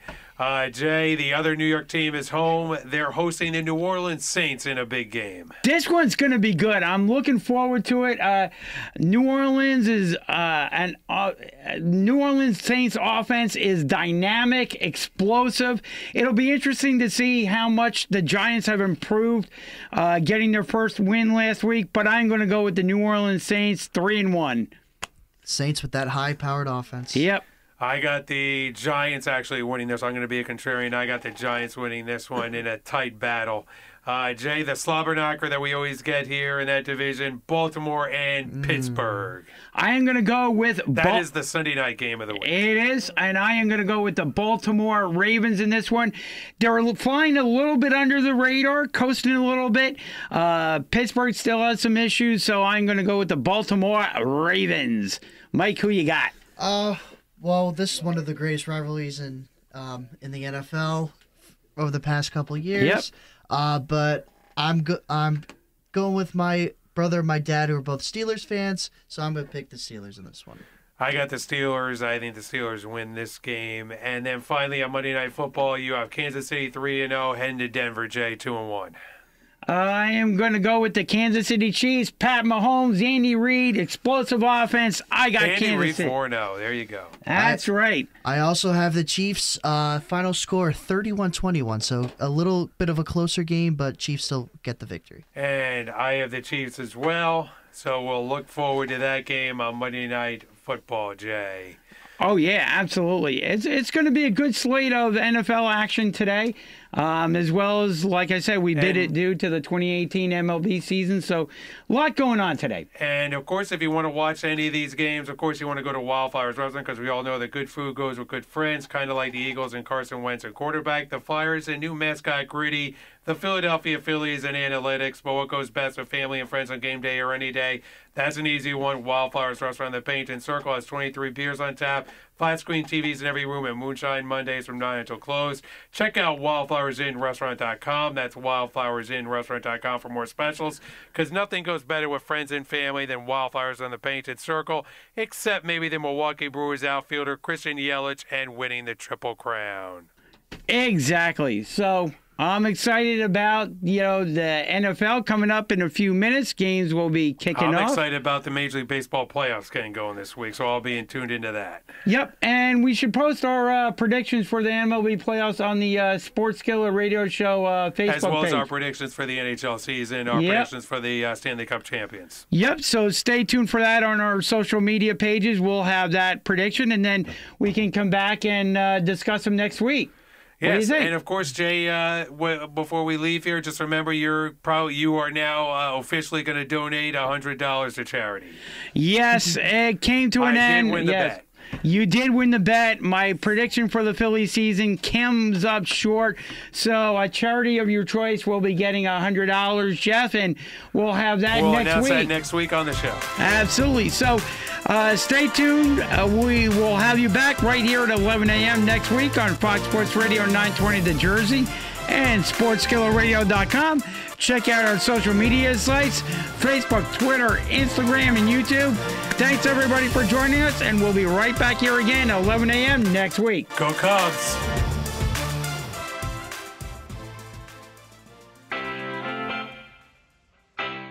You're listening to the Sports Skillet Radio Show, cooking up all the hot takes. Jump in and join us at 609-919-9200. Download our app at SportsSkilletRadio.com. Find us on Twitter, Facebook, Instagram, and YouTube by searching for Sports Skillet. And remember to show us some love, like, follow, and share.